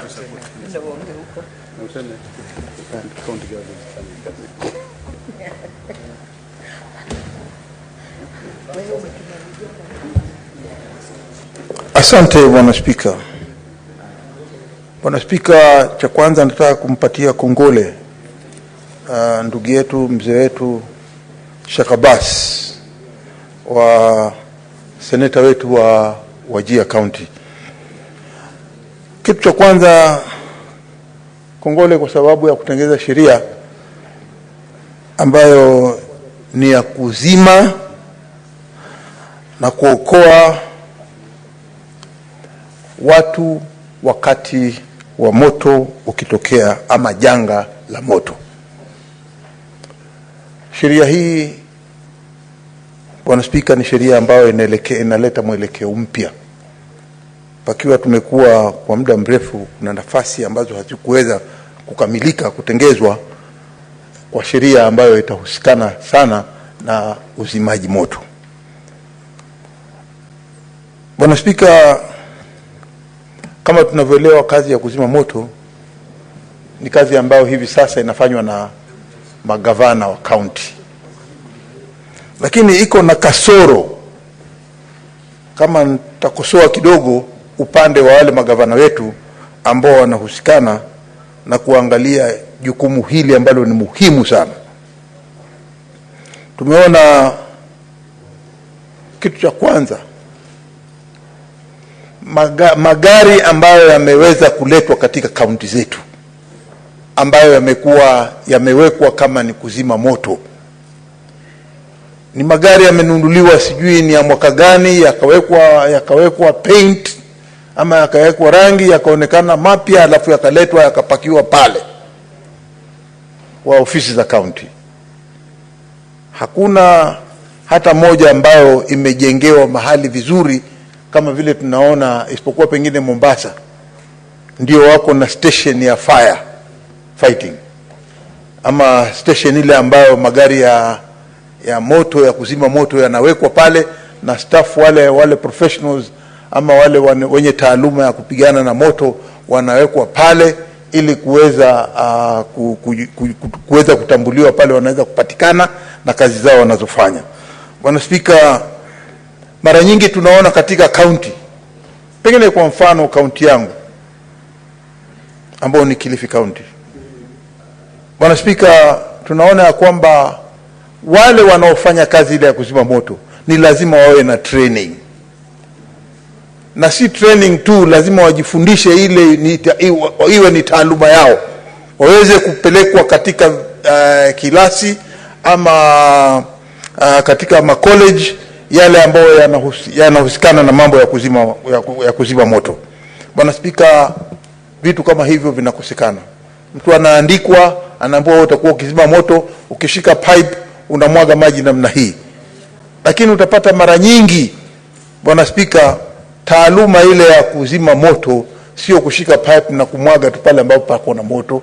Hapana, kunatakikana pia ujue upepo unapiga pande gani, unatakikana ujue ni utasimama wapi ndio uweze kupiga kutengeza ile shughuli ambayo imekupeleka pale ya kuzima moto ama ya kuokoa maisha wakati moto umetokea, ya kuokoa maisha ya wale watu ambao wameathirika.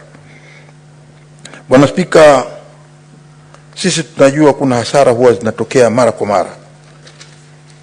Sheria hii ni sheria ambayo imeweza kuangalia matumaini hayo, lakini cha kwanza ni kwamba, Bwana Spika, tunaona wale ambao tunawakabidhi kazi hizo katika kule county,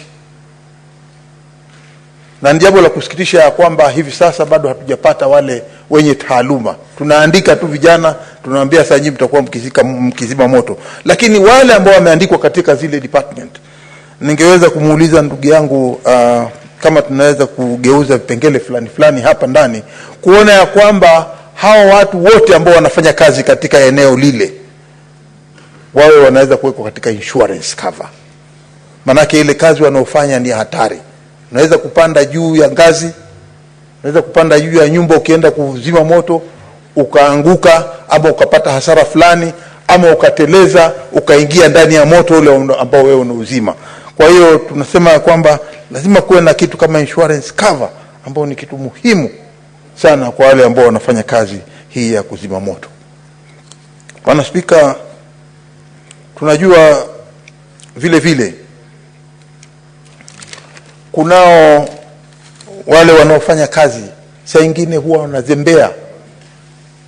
Wanafanya kazi, mtu anakuja kazini anaketi pale mahali ambapo panatakana, kama yeye ni dereva, notisi kama ile inatokea, anaambiwa mnaenda kuzima moto mahali fulani. Ukimwangalia Bwana Spika, mtu mwenyewe haezi kupeleka ile gari kwa sababu pengine jana alikesha ndani ya klabu akiwa mlevi.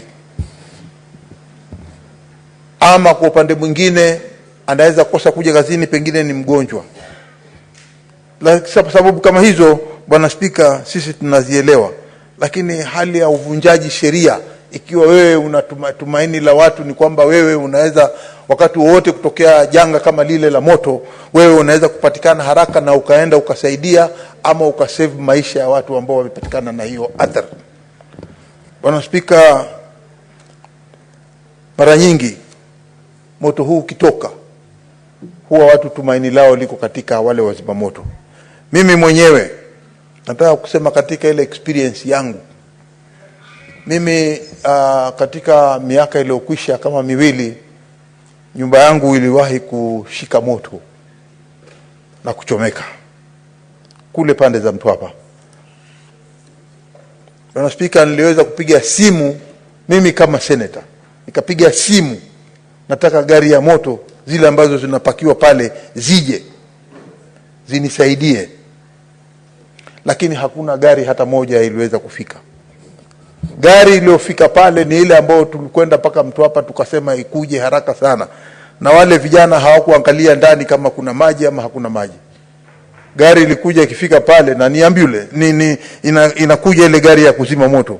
Ikifika pale hawana maji. Sasa unaweza kufikiria mimi kama senator leo wa county ile, na magari kama hayo yameweza kuletwa, yalinunua kwa mamilioni, lakini utapata ya kwamba gari imekuja mpaka pale mahali, wakijaribu kufungua, pengine gari yenyewe pia haifanyi kazi, haina nguvu ya ile power ya kutoa maji ya moto, ya kutoa maji kuzima ule moto. Kwa hiyo tunasema ya kwamba jambo kama hili si jambo la kuchekesha, manake itakuwa hasara. Mimi niliingia hasara na nikachomewa, nyumba ikachomeka, ikamalizika, lakini tunashukuru Mwenyezi Mungu hakuna mtu alipata hasara ya kuumia. Ya mwisho, Bwana Spika, magari haya pia vile vile lazima yaangaliwe, hususan ya kwamba magari haya mara nyingi tutapata hizi kaunti zetu, magari yale ya watu kwenda kutembea ama kufanya kazi zao mbalimbali za kaunti yanapatikana, lakini lazima kuwe na sheria muafaka ambao pengine ndugu yangu Abasi anaweza kuangalia. Magari haya yakitengezwa yapewe muda ule yanaweza kutumika, kama ni miaka miwili, miaka mitatu, na iondolewe ili gari nyingine iweze kuletwa, ili kuona ya kwamba magari ya kisawasawa yataweza kufanya ile kazi. Cha pili, lazima kuhakikisha ya kwamba magari hayo yako na mafuta na yako katika hali nzuri ya kutengezeka, ya kwamba yanaweza wakati wote ukipiga simu usiku ama mchana, magari hayo yanaweza kupatikana. Tunaona ugonjwa huo uko katika kaunti,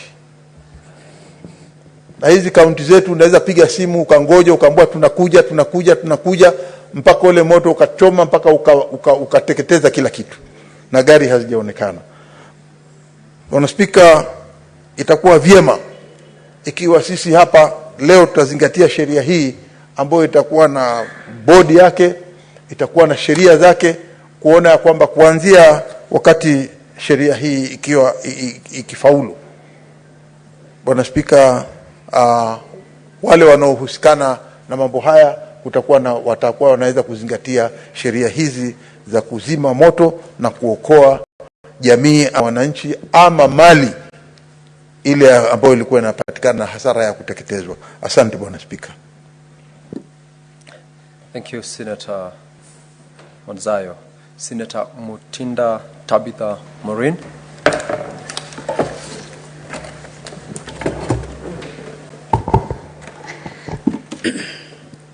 Thank you, Mr. Speaker. And let me start appreciating Senator Abbas for this particular bill, which I rise, Mr. Speaker, to support. And before I get into the articles of the bill, The reason I support Mr. Speaker is because most of our residents, particularly in Nairobi, have really been affected with the issue of fire. The fire tragedy really affects the urban sector very much. Not to say, of course, the other areas do not get the same effect, but in percentage-wise, Nairobi, being the capital city, is highly affected by this. I've looked at the bill. One of the key things that come out, or I've also realized, Mr. Speaker, which I keenly want Senator Abbas to note, is the fact that I've not seen any association for the firefighters. But if it's in place, well and good. But an association is very important. It's very key. I've seen in the bill whereby is talked about membership of the people in the profession of firefighting. But a step further of an association would be a bigger plus to the team. Mr. Speaker, the team for firefighters play a very key role. Rescue, at that particular time, it's a matter of life and death. But we have a team that, even before I proceed further, let me take the opportunity to really appreciate our firefighters in this country. They do a great job. They go out of their way to save lives. The association, Mr. Speaker, as I've said earlier, will be able to bring them together. We'll be able also to give them an opportunity to modify their skills, look at the modern ways of the profession. It will be a platform also for them to be able to air their concerns, and many other things that any association, Mr. Speaker, will do. They will also have representatives in case of issues. They'll be able to air them out and iron them out, Mr. Speaker. Mr. Speaker, most of the times when I'm looking at the issue of the bills, I'm also keen on what touches on the qualification. Clause 18 talks about a person shall be eligible for registration as a fire and rescue services professional if such a person has a degree, a diploma or certificate in a fire and rescue services course from a recognized institution in Kenya or equivalent qualification, Mr. Speaker. Mr. Speaker, I wanted to say that it is good, it is positive that the qualification is much more specific to the role of the service that is supposed to be offered, because it is specified it needs to be a fire and rescue services course from a recognized institution, which is very important. Why am I citing this, Mr. Speaker? Article 18 of this bill. We've heard that currently, even in Nairobi, you find that the people in the fire department have got a different line of professionalism. What has come out is that, for example, we have people who've done theology, we've had people who've done librarian work, and they are in this profession. When this question was posed by one of our colleagues, actually the Senator of Nairobi, the feedback seemed to be like we need to have someone who's done theology, to offer guidance and counseling. But Mr. Speaker, you agree with me that also there is a psychiatrist, certification, either degree or diploma level, that offers the same counseling services for the victims who have been affected. So what is the business of someone who's done theology, someone who's done librarian work, to be on the front line offering this rescue services? You can't compare that person with someone who has the qualification of a fire and rescue services course that has been attained in the recognized institution. So Article 18A is great. It has been well put. Mr. Speaker, I've seen there's the clause for the fund, and of course it raises questions, because look at where we are in terms of more monies in the different institutions. Today, the National Assembly is on the supplementary, budgets and a budget, extreme budget cuts after the finance bill could not go through, and advocating for more bodies and more funds. Then the question is, where are these funds going to come from?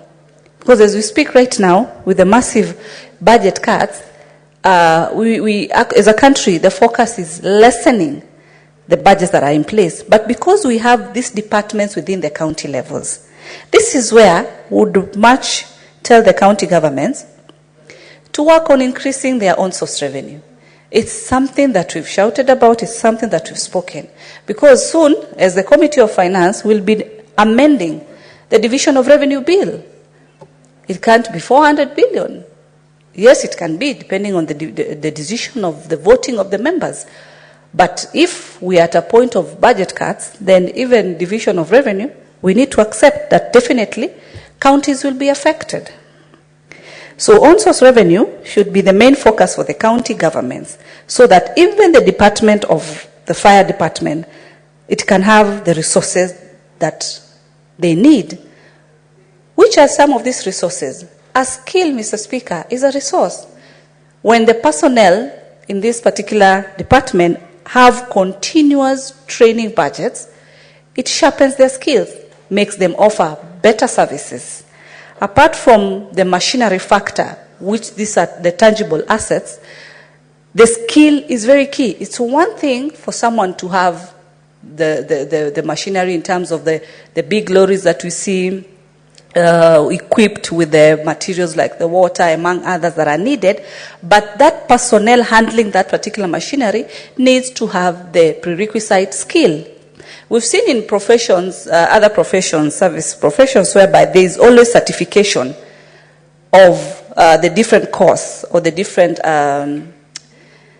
specialization that requires continuous training. So in this particular continuous training, the bill should include, and I'm just a bit disappointed if the owner of the bill has just left the chamber, because then I don't know who will amend this bill. But in terms of certification, continuous certification after maybe a duration of 6 months, 1 year, depending on the level, so that people continue to have more knowledge and more skill through this particular training, and appreciation by being offered different levels of certification will be able to help the firefighters be able to embark on the role and achieve what is needed, Mr. Speaker. Mr. Speaker, Article 17 talks about no person shall practice as a fire and rescue consultant, a fire rescue service professional, or operate a private fire brigade firm unless are registered and licensed in accordance with the provisions of this Act. Very important. Mr. Speaker, when I compare this with the agents who have been doing recruitment work, for taking our young people to the Gulf countries for job opportunities, we've seen situations whereby rogue agents, cartels, who have used their platforms to take these young people who are so willing to go and make a living, but they are diverted to contracts which they did not even sign for.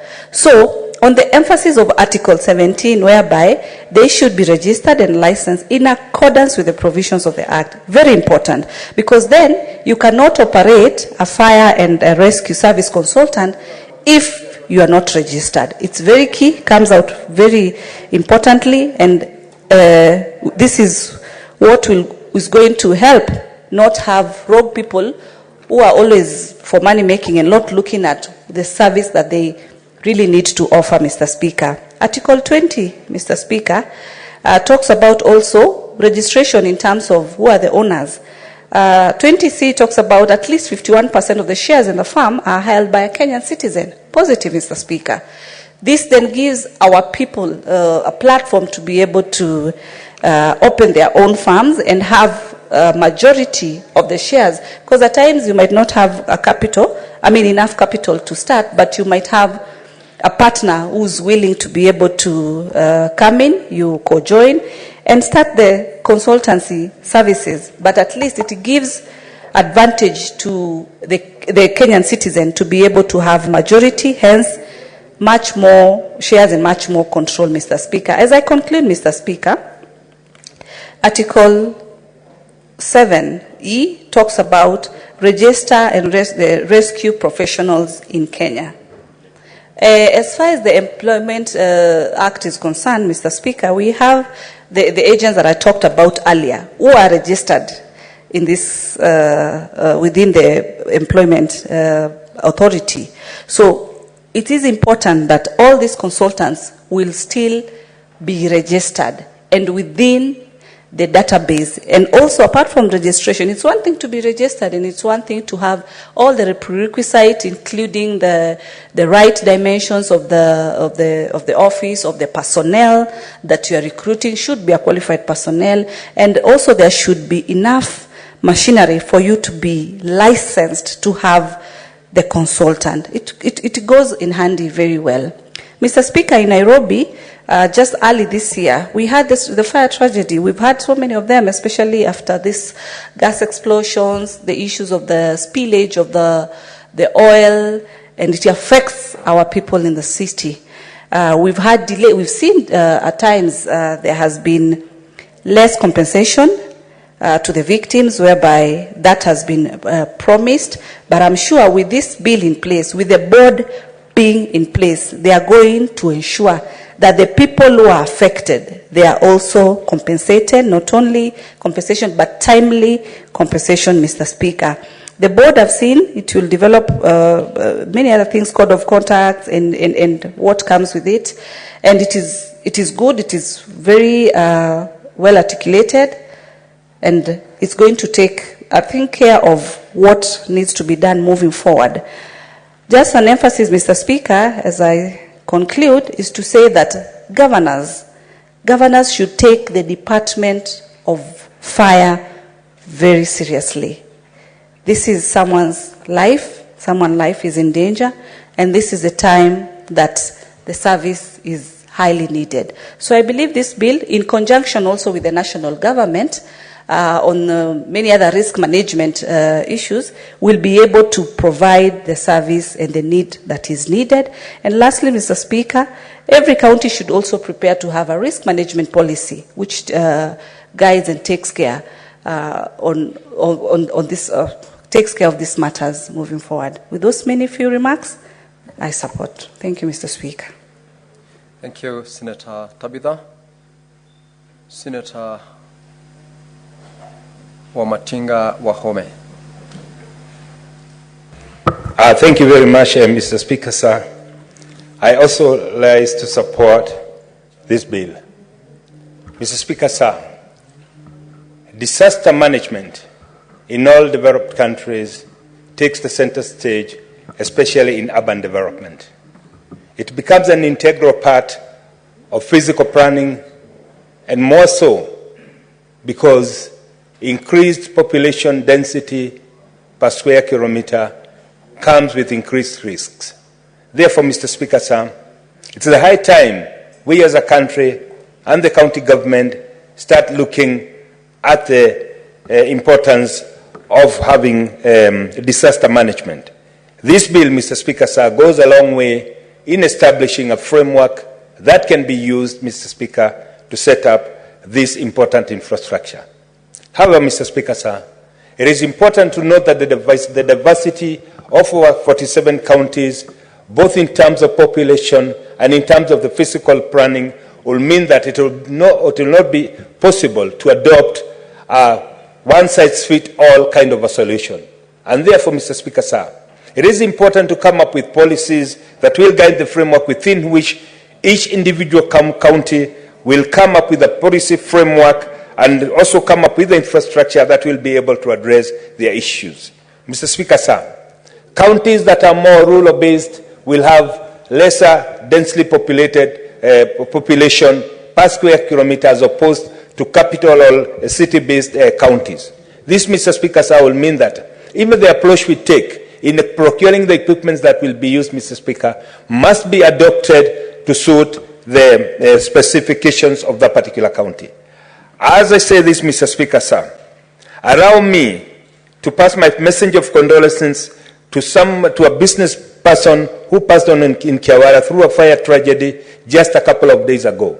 Mr. Speaker, sir, had we had firefighting equipment, that disaster could have been averted. The problem is, Mr. Speaker, we have heavily borrowed from the Western countries. We buy expensive, huge machines, firefighting machines, which at times are not suitable to negotiate the narrow roads we have in rural areas, Mr. Speaker. And therefore, Mr. Speaker, many a times we've had fire breaking out, but the firefighters are not able to access the sites because the machines they are using have not been tailor-made to drive around the terrain that we have in our country. And therefore, Mr. Speaker, as we implement this bill, Mr. Speaker, it is paramount and it is imperative that we look at the needs of each and every county. There are counties, Mr. Speaker, sir, which have smaller towns which lie far away from each other, and therefore it would be prudent, instead of buying big machines that are very expensive, to acquire smaller machines that can be allocated these areas so that we shorten the travel times. Mr. Speaker, sir, during the Gen Z demonstrations, some of the businesses which were burnt down in Nanyuki, one of them belonging to one member of Parliament of Kieni, they did not have a firefighting machine. They had to get one from Nyeri County. And when it got there, Mr. Speaker, sir, it broke down and therefore it was not able to put out fire. We had to get one from Kirinyaga County. You can imagine the total time taken for a fire engine to drive all the way from Kirinyaga to Laikipia. Mr. Speaker, sir, it is therefore imperative that as we come up with the framework, we also look at the needs of each and every county and ensure that the machines that they are using, the equipment they are using, are tailor-made to suit their own needs. Mr. Speaker, sir, it is also not lost to us that in our curriculum development, firefighting has not been taken up as a training to ensure that we have well-prepared firefighters. In the developed country, Mr. Speaker, sir, and I'm saying this because I lived for over 20 years in Germany, firefighting as a training is a course, 3 years course that's offered to people who are dedicated, who are well trained, not only to fight fire, but also to give first aid courses, first aid services, as well as also basic medical care. Mr. Speaker, sir, we know that most of the firefighters we have in our country are employed and given short-term training. They are ill-equipped. They do not have the right PPEs, and whenever they are confronted with fire, and especially if it is a fire that is hazardous, like the one we had in Mirandi or the one we had in Sashagwani, we end up losing a lot of lives. Therefore, Mr. Speaker, to avert such occurrences in the future, it is also important that now we look at our curriculum, we look at what we are offering in our TVETs, and even start considering and bending firefighting courses as one of the basic units that should be trained in schools. And I say this as Senator Abbas walks back.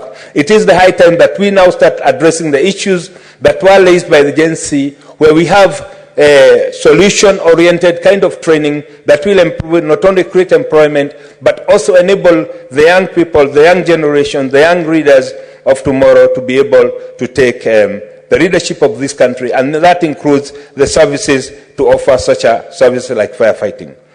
The Senator has also come up with this good bill, and I want to commend him. The austerity measures that we are talking about saving cost. Mr. Speaker, sir, when it comes to the issue of saving life, there is no amount that can be justifiable to say this would be too much to spend to save a life.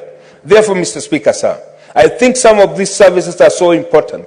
We can be able to look at leakages, and we can be able to look at wastages that occur elsewhere, and therefore be able to establish such an important services. And I'm saying this, Mr. Speaker, as the chair of the Energy Committee, having been able to conduct an inquiry on the occurrence of the Mirandi gas explosion, we know it is the laxity of the law enforcement officers. We know that it's the loopholes and the gaps that have been left by EPLA as they're enforcing all of the regulator to ensure that the gaps are sealed that led to such an occurrence. Mr. Speaker, sir, in future, we know that can be avoided if we come up with strategic measures. And when I talk about strategic measures, Mr. Speaker, sir, this is one of the few countries in the world where you'll find that a gas tanker, a fuel tanker, they are all parked alongside each other, along other vehicles. Mr. Speaker, sir, it is a high time we also come up with policies to have designated parking spaces for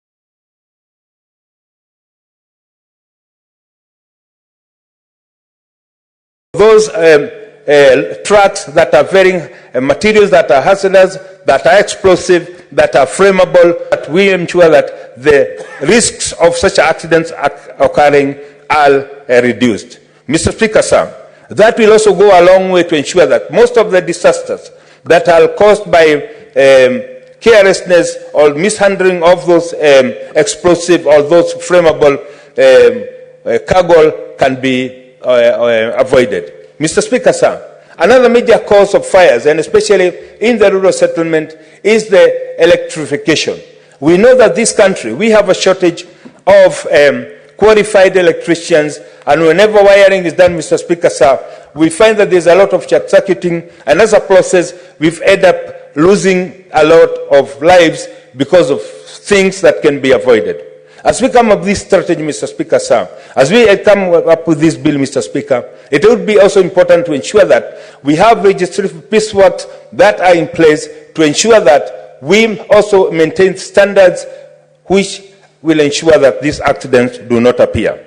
As I console with the family of Mushomba in Kavendera in Kiawara, who lost his life through fire tragedy, it is important, Mr. Speaker, sir, also to note that the county governments have not listened up to the occasion of ensuring that the fire services are moved closer to the people.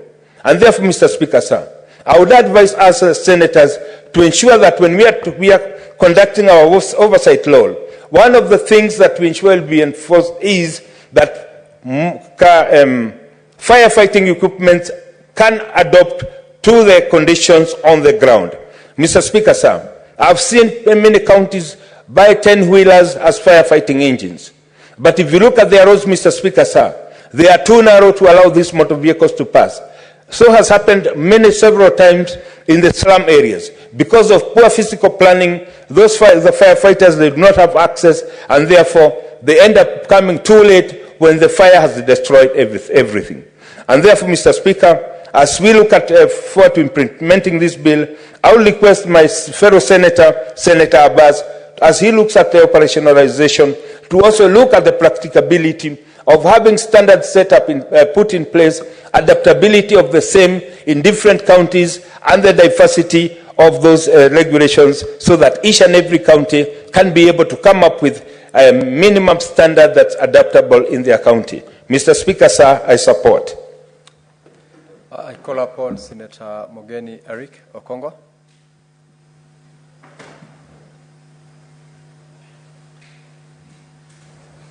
Thank you, Mr. Speaker, sir, for giving me an opportunity to also contribute to this bill. I start, Mr. Speaker, by thanking Senator Mohammed Abbas Sheikh, Senator of Wajir, who has conceived this fire and rescue services professional bill.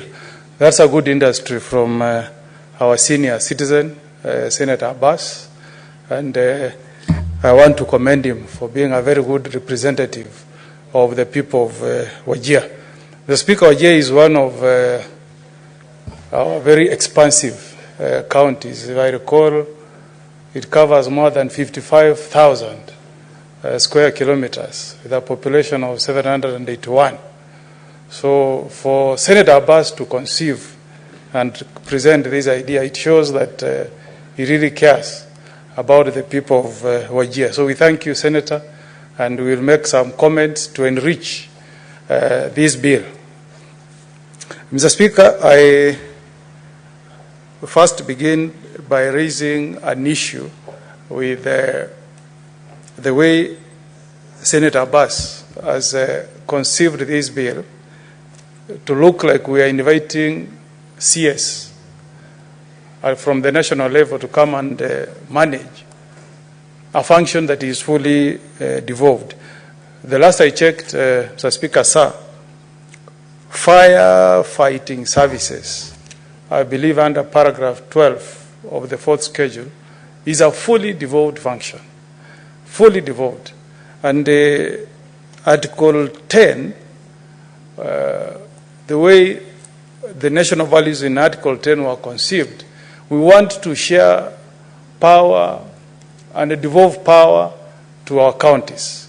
So I will be making proposals, Senator Abbas, that we do away with this idea of wanting to give a cabinet secretary powers to appoint chairman of board on a function that is fully devolved.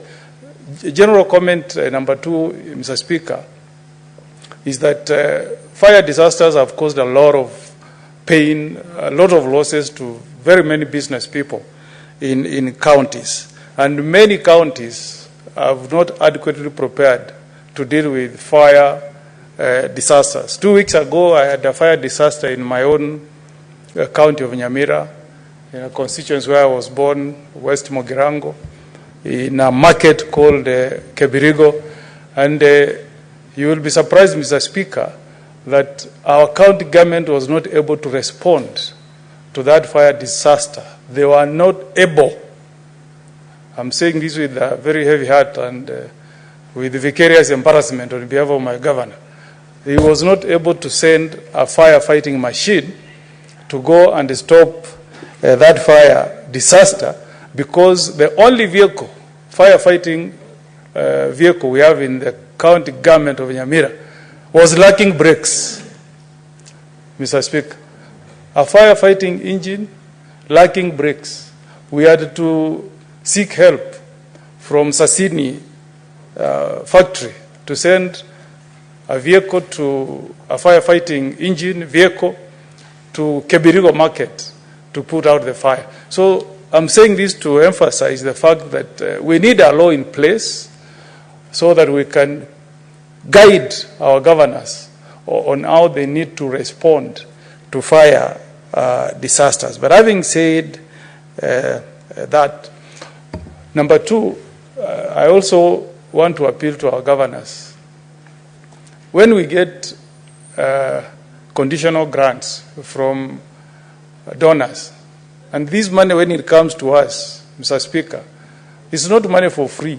It's money that is paid with interest using taxpayers' money. It should be utilized well for the benefit of people who reside in counties.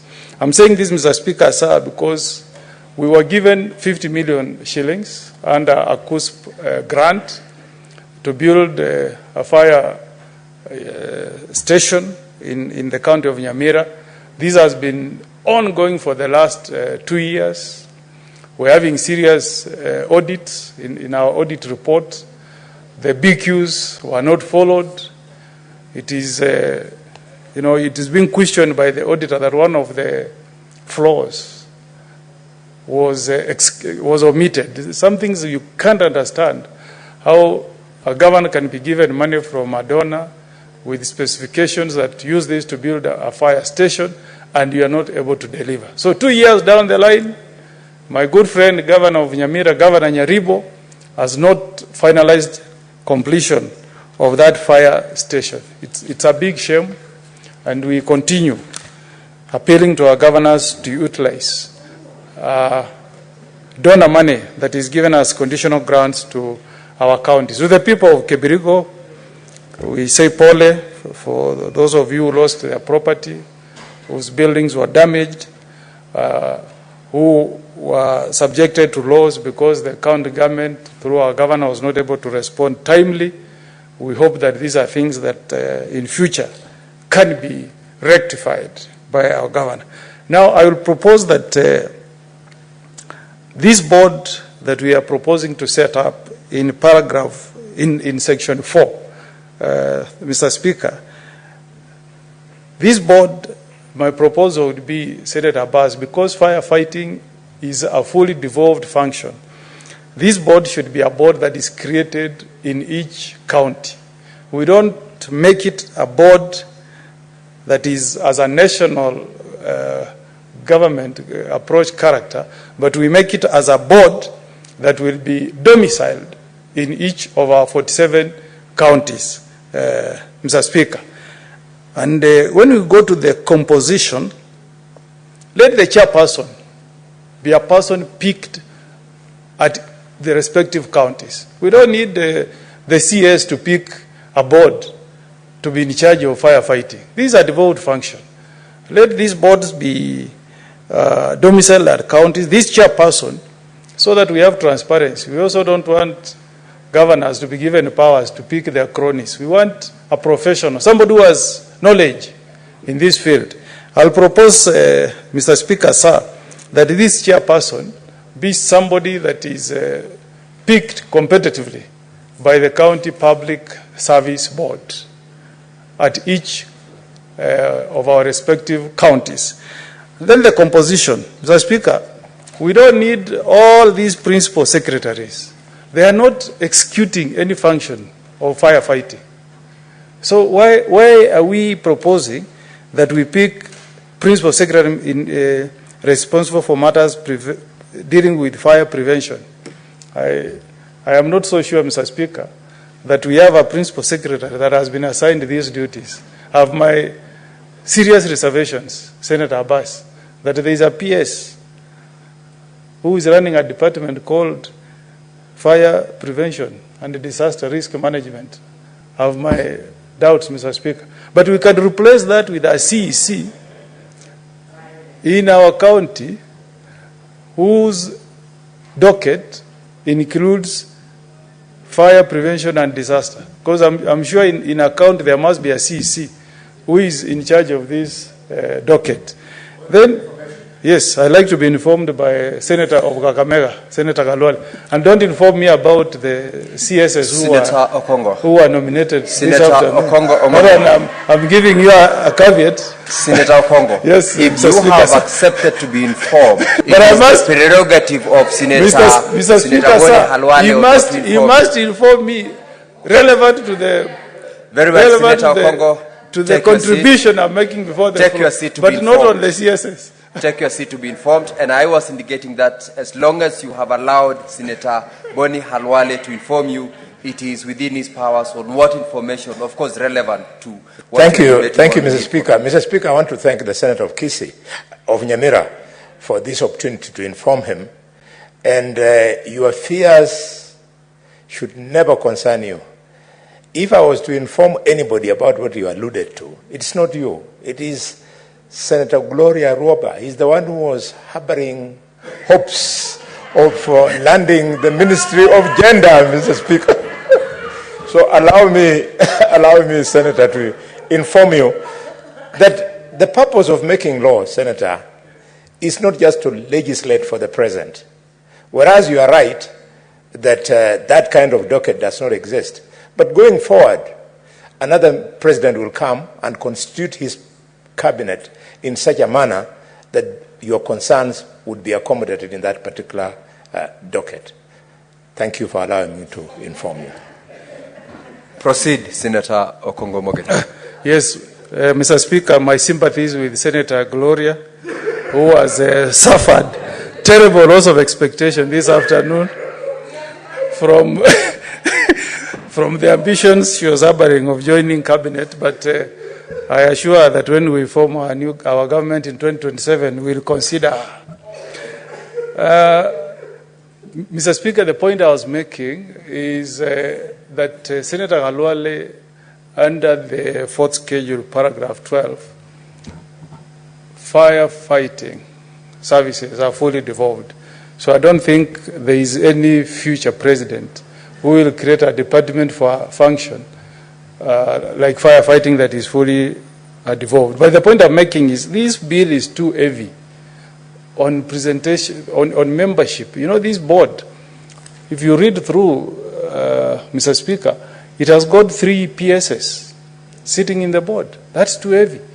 And remember, somewhere there we have said they'll be paid some allowances. I think this is too heavy. Because other than that, you have PS Finance, and I don't think they're going to give us any money. They will tell you have already gotten your allocation. Okay? You have a PS Interior. You know?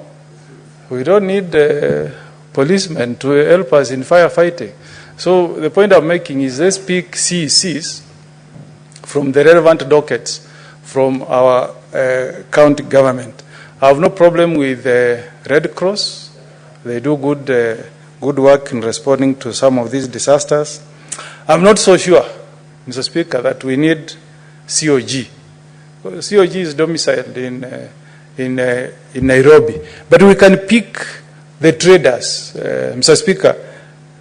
The traders are the ones who are mostly affected when firefighting comes in. They are the ones who can bring concerns to our counties, tell them how they have suffered before. So I'll propose that instead of looking for COG, we look for business community to nominate somebody to sit in this board.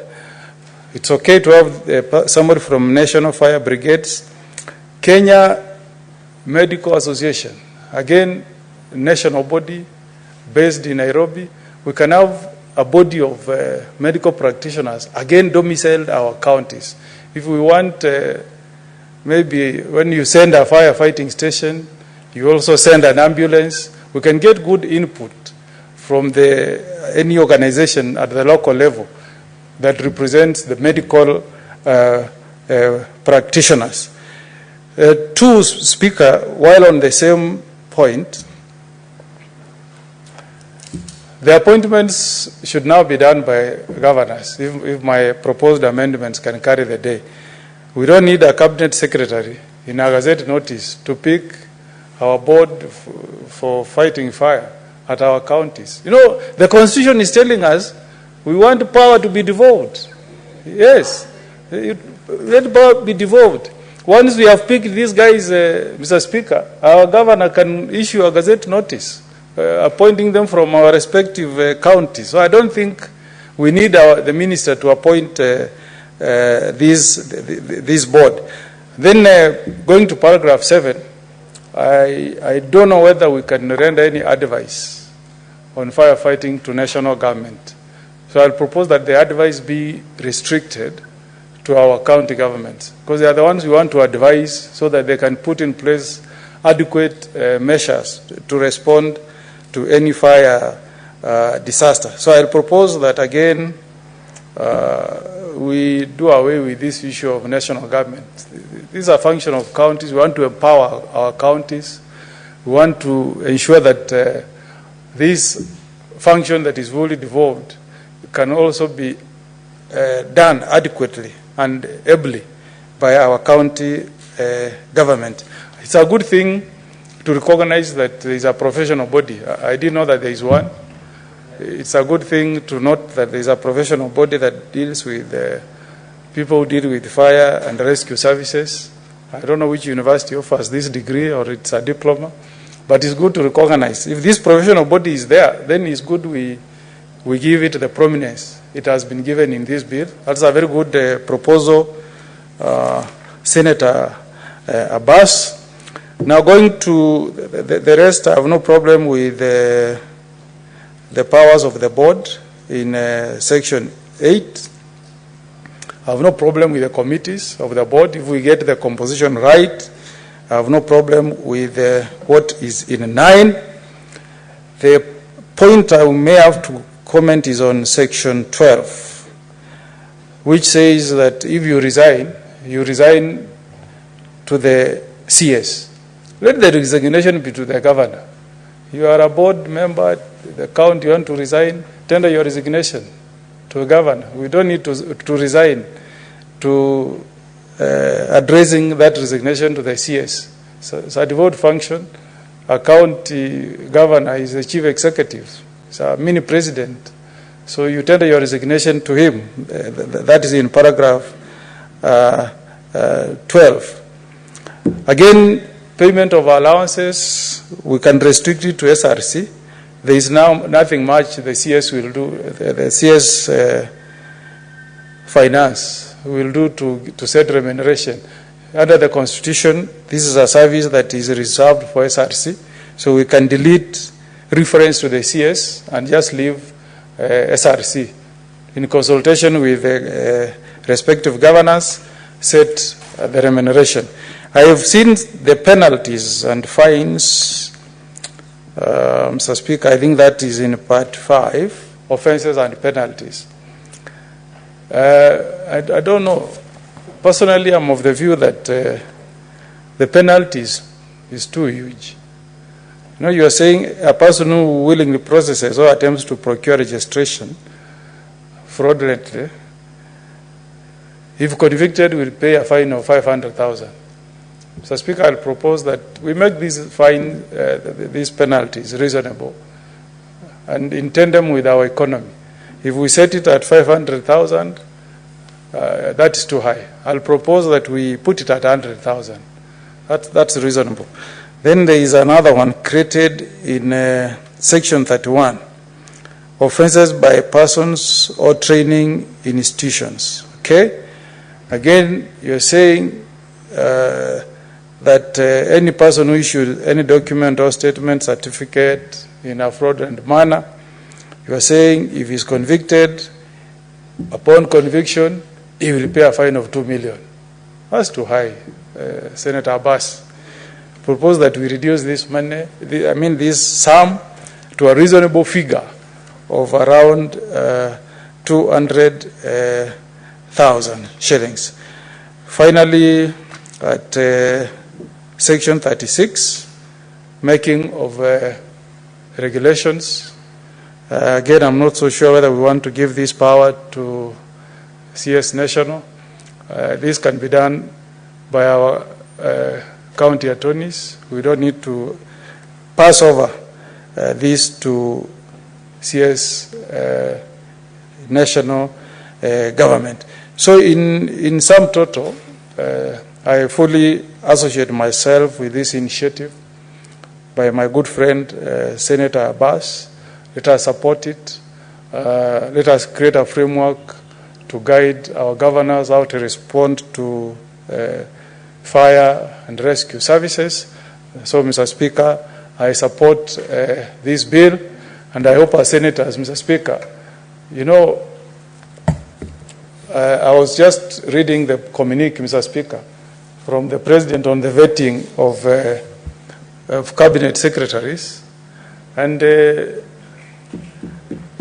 I've been thinking that as a House, Mr. Speaker, we need to have a conversation whether the framework we have in place, where vetting of virtually all appointees of the executive are vetted by National Assembly. There is no, most countries where you have a Senate, even if you go to the US, House of Representatives can generate budget, deal with issues of budget, but vetting of CSS should be done by the House called Senate, Mr. Speaker. So my time is up, but kudos, Senator Abbas, and we support this very progressive bill. I support, Mr. Speaker. Thank you, Senator Omogeni, Senior Counsel. Senator Roba Gloria. Thank you, Mr. Speaker, for this opportunity to weigh in this very, let me say, informative bill that is necessary. Mr. Speaker, before I go in, I'd just like to make a few remarks and tell my colleague, Senator Omogeni and Senator Halwale, that I accept their concerns. Just to remind them that I'm 38 years old and I'm literally an amateur in politics, so I have a long journey ahead. But also, Mr. Speaker, to let them know that I have such high confidence in the nominee for gender, Mr. Speaker. In fact, people should know that she has an extensive administrative background, and Part of it is that she actually was a deputy county commissioner in my sub-county, Sameta County. So as fate would have it, I believe we are going to have very good chemistry, and I believe she's competent enough to actually push the agenda of the gender agenda. So I'm happy with that nominee, and I hope that once she's vetted and she passes at the National Assembly vetting, that we'll be able to continue with the good work that we have been doing in this space of gender. Mr. Speaker, I want to add my voice on this Fire and Rescue Services professional bill. Mr. Speaker, finally we are trying to professionalize and clean up that industry, Mr. Speaker. I've been listening to my colleagues talking about the standards that are out there in terms of fire and rescue services globally, Mr. Speaker. One of the things you will notice is in Kenya, you only need to take a course for 2 to 3 days, and then you are certified as a fire safety professional, Mr. Speaker. In other industries, because they have professionalized this skill, and they have turned this industry into an industry that many people actually aspire. Children who are out there, when you ask them, what would you like to be? Some of them will wake up and say, I want to be a fire safety professional. But not in Kenya. In Kenya, nobody thinks about that. In Kenya, we have thousands and thousands of youth going out there because they only know of desk jobs, you know, or the only things that we are promoting is lawyers, medical practitioners, you know, and those kind of crafts and skills, Mr. Speaker. But we look down upon our TVET industry. Yet, we have an opportunity here to be intentional about professionalizing the fire and safety services industry so that people can aspire to actually want to be in that space, Mr. Speaker. So I want to first of all congratulate Senator Abbas for bringing this bill, because one thing it does, it cleans up the mess that we have there. Every single time we have an issue in terms of a fire, we are always looking at each other. People say, oh, but there's a fire and rescue from the county government. Oh, but the national government also has a budget to deal with this kind of catastrophic issues. And it's never really been clear. So finally, this is one of the bills, the pieces of legislations that brings foresight so that we can now start understanding how do we organize this space, Mr. Speaker. Mr. Speaker, as we are talking about how to organize the board and the technicalities of even the asset management and making sure that we have the proper equipment, Mr. Speaker, I want to pay attention to certification, skill sets, and how we are promoting that industry. Unfortunately, not much is in the bill about that, but I want to just highlight that in Kenya, I think there are only 4 or 5 institutions that are offering this kind of technical skills expert training. You have the ICT College in Thika, Eldoret Technical Institute, and 3 others or so, Mr. Speaker.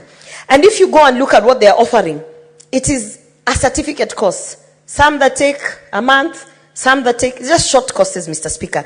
Yet, the global industry standards, we have people out there, fire safety professionals, who actually take up certification in fire science, who take up degrees in emergency management, which now has a sort of holistic approach on the issue of fire safety, Mr. Speaker. This is something that we need to talk about. We can't keep trying to churn out lawyers, medics, teachers. Mr. Speaker, at one point, we have to understand the supply-demand is not working. The maths is not mathing. How many teachers can you have? How many lawyers can you have, Mr. Speaker? I think in this house itself, 70% of the people sitting here have a background in law, Mr. Speaker. But when you look on the other side, like fire and rescue services, literally a handful. That is why on the county governments, when they are even trying to pick people who are going to work in that department, they end up calling their cousins with a background in plumbing, their relatives with no certification in anything, because we have simply not professionalized that space. Mr. Speaker, when we legislate, and I hope we pass this, and we clean up this space, and we devolve this to all the 47 counties that we have, Mr. Speaker. If we are truly intentional about what we are doing in this House, Mr. Speaker, this is one of the huge avenues where we can have many of our youth employed in dignified jobs, Mr. Speaker. When I talk about dignified jobs, it's jobs that you are proud to stand and say, by the way, I am Gloria Roba, I am a fire and safety service professional, Mr. Speaker. That you can even register yourself in an association because you are proud to be part of that industry, Mr. Speaker. And this is what this bill is actually trying to do, Mr. Speaker. One of the things that I have noticed is that when we are legislating, we pay so much attention in who is sitting in the committee, who is going to be the chair of that committee, who is going to be the secretary of that committee. That's very good because those are roles that we need, Mr. Speaker. But when we look at the responsibilities of those committees, sometimes we forget the very important things such as asset management, Mr. Speaker. Because I can see that we have talked about procuring those equipments that we need for fire safety, but we never talk about asset management, the lifespan, Mr. Speaker. My background, one of my backgrounds, because I have a diverse background, Mr. Speaker, I don't know why my fellow senators like Senator Halwale only assumes that I am an expert in gender, Mr. Speaker. I have a very diverse background. I have a background in architecture, that was my diploma. I have a background in community work. I am a senior critical facilities manager who did not just manage a small hospital or here, but a huge data center that employed over 1,500 people, all under my command, Mr. Speaker. So I have a diverse background. And in my diverse background, Mr. Speaker, I'll tell you, one of the things that we need to pay attention to is asset management and the lifespan. What happens once you have bought that fire safety truck? What is the lifespan?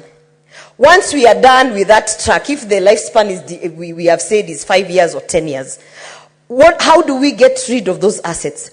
How do we then reinvest whatever little gains we get from that back into the business of these fire and rescue services, Mr. Speaker?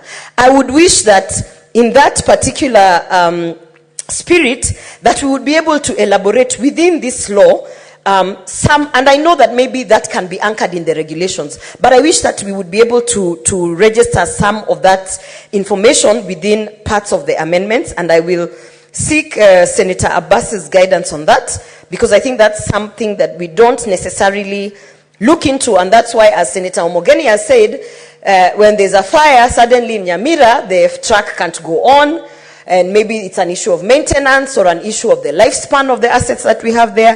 That is something that we need to consider when we are legislating, Mr. Speaker. Mr. Speaker, professionalizing the industry also requires that we acknowledge the associations. And I believe Senator Tabitha Mutinda has actually pointed that out. In the spirit of ensuring that this bill is welcomed and is actually, let me not say, has the goodwill of those already in the industry, Mr. Speaker, I urge for Senator Abbas to call some sort of public participation or engagement with the associations that already exist with the fire and rescue services, Mr. Speaker. Mr. Speaker, as I said, with my background in critical facilities management, one thing that I would like to add my voice on it, and I will see on what level, either through an amendment or something in the bill, is resiliency planning, Mr. Speaker. This country, both on a national platform and on a county platform, does not have any framework or institutions that are mandated to literally just sit down and plan on resiliency planning. This is the reason why, Mr. Speaker, up till today, even the parliament buildings, we do not have a resiliency plan after the Gen Z came to pay us a visit here, Mr. Speaker. That is the reason why we go back to talking about insurance. Mr. Speaker, insurance is there to take stock of what they are going to recover or not, or what they are going to repair. But where is the resiliency plan after a fire, Mr. Speaker? For those who don't understand the resiliency plan, Mr. Speaker, maybe just to break it down to basic English, the capability of bouncing back to business as usual, Mr. Speaker. Mr. Speaker, even within our buildings here, as I said, after we were paid a visit by Gen Z, we still do not have a plan in terms of what is the protocol. For instance, I would like to bring in a group of 25 people, but the security has been heightened. We don't know what to do. We are just operating like, hoping for the next thing. Mr. Speaker, some of the assets that have been damaged out there, there is no plan on who is going to replace them or how. We are sort of just in limbo. Most of the times, when there is a fire emergency, Mr. Speaker, we will be quick to deal with the emergency. But immediately after the emergency, Mr. Speaker, we then realize there's no resiliency plan. How do we go back to business? What happens between the time of the fire, the rescue, and now when we want to continue with our business? What is the transition plan? Who is involved? That is also an opportunity to employ so many of our youth, because resiliency planning in itself is a whole industry, Mr. Speaker.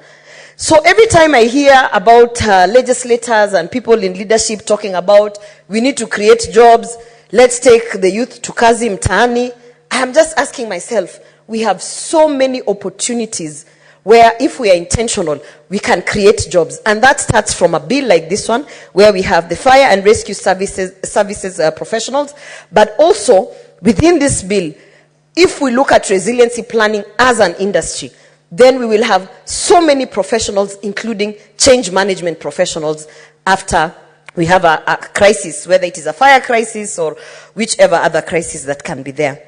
Mr. Speaker, in the interest of time and so that the other members in the House can contribute to this bill, Mr. Speaker, I want to say that I am excited I'm excited about being in the House and participating in this particular piece of legislation, obviously because of my background also in critical facilities, but also because finally we are thinking outside the box in terms of how we are going to create jobs for the youth of this country, and also in terms of how we are going to standardize and professionalize certain industries which we have taken for granted for a very long time, Mr. Speaker. With those few remarks, I want to support this bill, and going forward, I want to ask Senator Abbas perhaps to find time and sit with professionals as well in the facilities management industry, because there's a whole association on facilities management, and also, as we have said, the Association of the Fire and Rescue Services. Thank you, Mr. Speaker. Thank you, Senator Orwoba. I will also call upon Senator Ogolla Beatrice to contribute to this bill. Thank you, Mr. Speaker, sir, for giving me the opportunity to contribute to this very critical bill by our senior brother, Senator Abbas. Mr. Speaker, sir, I want to begin by congratulating His Excellency, the President, for the nominations that were just done for the cabinet positions. And I can tell you, in my home county, that is Homa Bay Town, I'm being told that people are excited that at least the President is beginning to show the face of this country.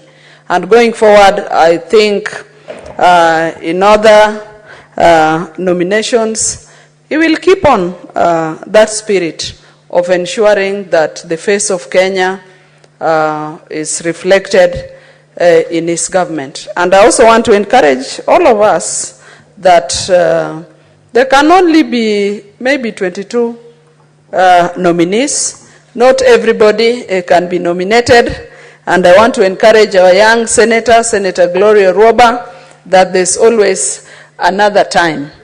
And I think I also want to say that in going forward, we would also want to see in the nominees that are getting to the cabinet, we want to see the face of the youth also, that a number of our young people, both women and men, get a chance, because there will be something they would be bringing to the cabinet, which is the highest decision-making organ of the country. Now, Honorable Speaker, coming back to the Fire and Rescue Services Professional Bill. This is a bill that is very crucial to us, Honorable Speaker. In my own town center, which is called a sub-county headquarters, which is called Ndewa, Honorable Speaker, we have had so many fire outbreaks. And that is an upgrowing town with small businesses, Honorable Speaker. I remember the last time just an upcoming businessman called Hope lost the whole of his shop, Honorable Speaker, and all his savings when a fire broke out. I remember one upcoming young woman called Mama Lucy in Diwa town lost all of her shop. And incidentally, Honorable Speaker, I don't know whether this is a coincidence, that on the day that these shopkeepers stock their shops, that is the day most of these shops have fire outbreaks. Some of it could be out of electric faults, but I know from the ongoings in my town center, some of it could even be malice, Honorable Speaker. But the bottom line, Honorable Speaker, is that a number of businesses have been lost in my town, and I know in a number of towns also. Mama Lucy lost her shop, and it is so unfortunate, Honorable Speaker, that she had invested all her earnings in that shop, and Honorable Speaker, soon after that great loss, we lost Mama Lucy. And so, Honorable Speaker, these fire outbreaks are a great loss to our community. Other than Mama Lucy in Diwa town, I hope Japala shop called Japala has lost a lot of savings. We have had a great lady who has done business over the years in Diwa town called Minonyas. We have had a son called Onyas Owaga. We have had Winston. We have had Okumu. And Honorable Speaker, that just shows you the magnitude of the loss that fire causes in our urban centers. And fire outbreaks, Honorable Speaker, are not only limited to the urban centers. We have often seen fire outbreaks in rural homes, some of them out of some domestic use, like the lanterns that people use, but alternately, it comes to some loss, Honorable Speaker. So the fire loss affects people. We have had loss of life. We have had loss of property. We have had loss of livelihood, Honorable Speaker. And so when Senator Bass brings this bill, it is so timely, Honorable Speaker. Honorable Speaker, I want also to talk about the issue of physical planning of our areas. Honorable Speaker, because these fire outbreaks are major in urban centers, in the Urban Areas and Cities Act, Honorable Speaker, in uplifting a town to a municipality level, in placing the urban centers which are either market, a town, a municipality, or a city like Nairobi, one of the major requirements that are needed is the presence of a fire station. It is important at this juncture, Honorable Speaker, that I must say, in the last few years, a number of our towns have gotten municipalities through the World Bank initiated projects with the Directorate of Urban Directorate. They have gotten municipalities, but some of those municipalities do not even have an established fire station. And Honorable Speaker, you know that is very dangerous because of the populations in our towns, the populations in the urban centers, and the fact that the activities that they are involved in.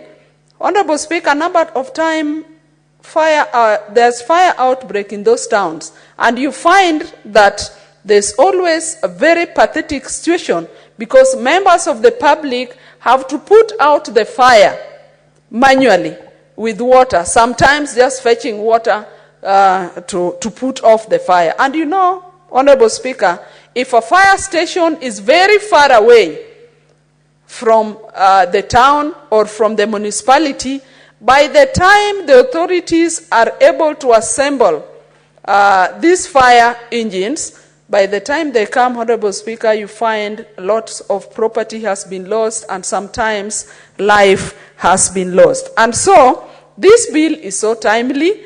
I would like to see, and I can see there's a mention of standards that must be met. But Honorable Speaker, the fact that the urban centers must be within some established plans, physical plans, will also help to reduce the effects of fire. And so, in talking about fire, we must also talk about the physical planning of our towns. The planning authorities, which are the county governments out there, must ensure that in planning our towns, aspects of access are taken care of. Because, Honorable Speaker, that also brings up a big challenge when there's fire outbreak. Sometimes, Honorable Speaker, where our people are residing in the urban centers, sometimes there are no proper access in terms of the roads to the houses, to the residential centers, because of poor planning. And so, Honorable Speaker, when a fire, there's an outbreak of a fire, even though a fire engine might be procured to come and rescue the situation, when there are no roads, Honorable Speaker, within the residential centers, then, Honorable Speaker, that is another disaster. Most of these properties burn down. People lose their lives because the fire services are not able to reach them. Honorable Speaker, I still come back to my town, Ndewa town. That is a major problem that the county government must deal, or the municipality must deal with the issue of planning, opening up of access roads within the municipality, because if that is not done, Honorable Speaker, even if there is a fire outbreak and we are able to procure a fire engine, it will be very difficult to reach our people wherever they are living because of lack of adequate access. Honorable Speaker, I pray that the mover of the bill considers counseling services as an aspect to include in this bill. Honorable Speaker, we have often seen where fire breaks out and there's massive loss of property and there's massive loss of life and there's massive loss of livelihood, people are so affected soon after that. Of course, counseling may not be directly linked, but I pray that this is brought as a component of the kind of services that should be offered by the county governments in the provision of fire services. I say this, Honorable Speaker, because back to my own town, this one great lady that we lost, Mama Lucy, and amongst others, a number have broken down, a number have even sold those plots after their properties are burnt down because they were not insured. They have probably lost all their earnings. They have children going to school. They have families to take care of. And so, Honorable Speaker, when they lose all this property, it is always very too demanding on them, and a number of them go down psychologically. And that is why I say that the mover needs to find a way in which we can also bring in the issue of counseling services. And Honorable Speaker, with the issue of fire and rescue services, we must also think about the issue of compensation. Honorable Speaker, a number of these people having lost their property, and some of them, Honorable Speaker, are businesses where loans were taken either from banks or through other means, Honorable Speaker, and once their businesses are destroyed, Mr. Speaker, sir, it becomes so demanding on these families. They can either,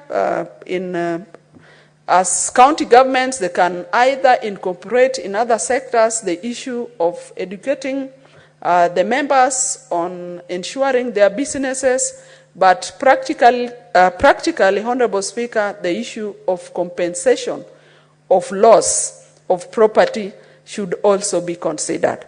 I say this because, Honorable Speaker, sometimes these properties burn out of electric faults, if for that matter, and some of these businesses can be compensated by KPLC, Honorable Speaker.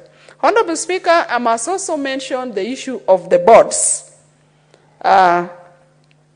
One of the previous speakers had talked about leaving the Council of Governors probably out of the boards. But I want to say, Honorable Speaker, that it is important that the Council of Governors are represented because, Honorable Speaker, fire services are devolved functions in Schedule 4.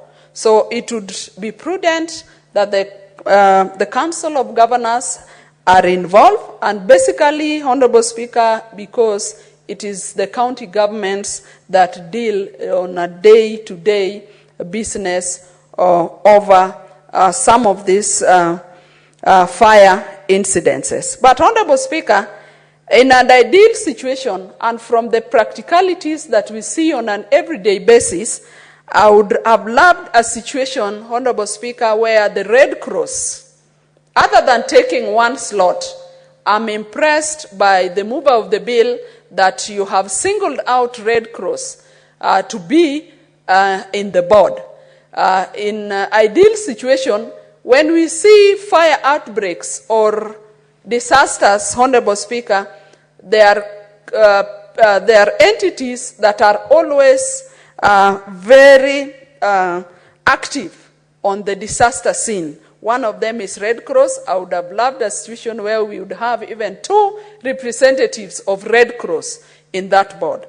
The second team I would really want to see is the Kenya Medical Services.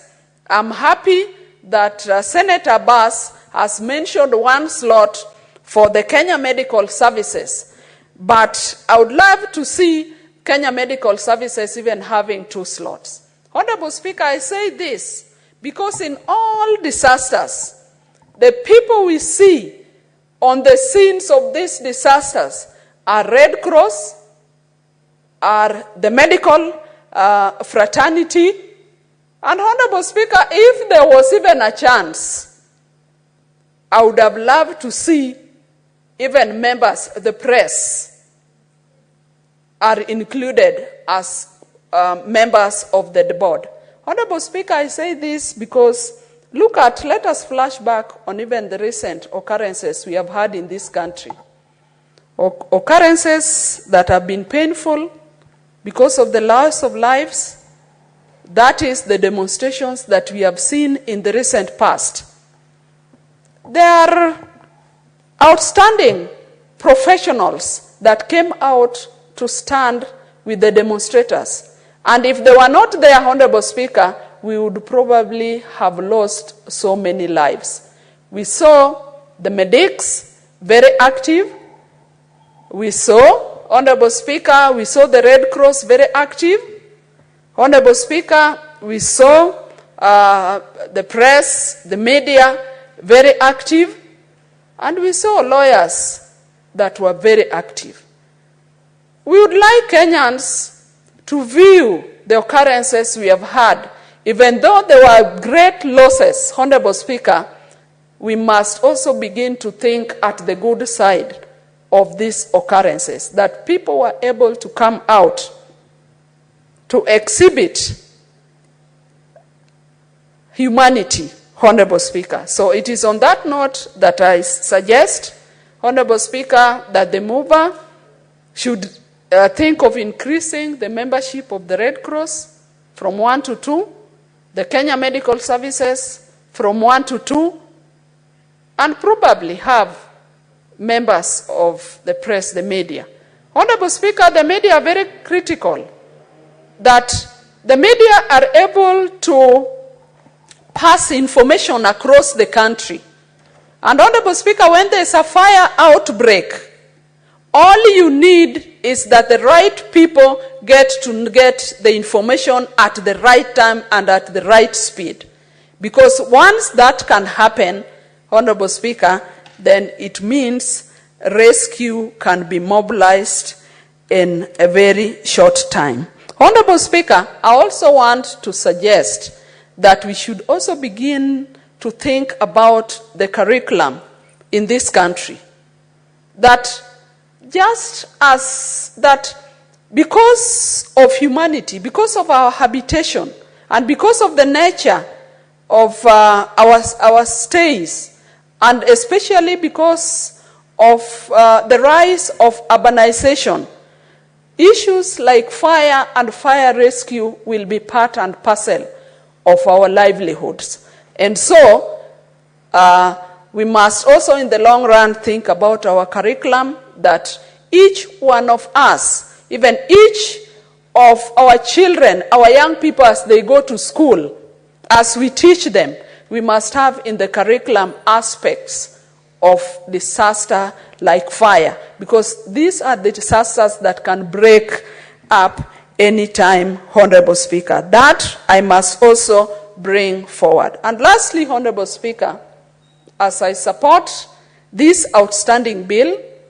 that talks about our livelihood, that talks about humanity, I'm here grappling with the idea, Honorable Speaker, that I see in our urban centers, services like water are privatized, Honorable Speaker, and probably that makes it even more accessible to people. Should we not also think about fire and rescue services to be privatized so that we have partners that can also offer some of those services? I say this, Honorable Speaker, because my main objective is the fact that when that finally happens, is there somebody that is available, even at some cost, to provide? Give Senator Beatrice 1 minute to conclude. Okay, thank you. As I wind up my support to this great bill, all I was saying, Honorable Speaker, is that when fire breaks out, how often or how fast are we able to access services? We would like the county governments to up their game. We would like the devolution committee, which is also chaired by Senator Bass, that in granting municipalities to town, let us be firm that certain services are available as prescribed in the Urban Areas and Cities Act. Honorable Speaker, I support. There being no other senator requesting to speak to this bill, I'll call upon the mover, Senator Bass, to reply. Honorable Speaker, thank you so much for the time. I will make a request, Honorable Speaker. Based on to Standing Order 663, I request that the putting of the question to be deferred. Senator Abbas, could you just reply first before you make the application for deferment of putting of the question? I want me to reply? Okay, Honorable Speaker, I want to thank all the, I think this is a very important bill, and it's developing a lot of interest for the members, and I'm sure many members will have liked to contribute. However, I want to take this opportunity to thank all the members who contributed.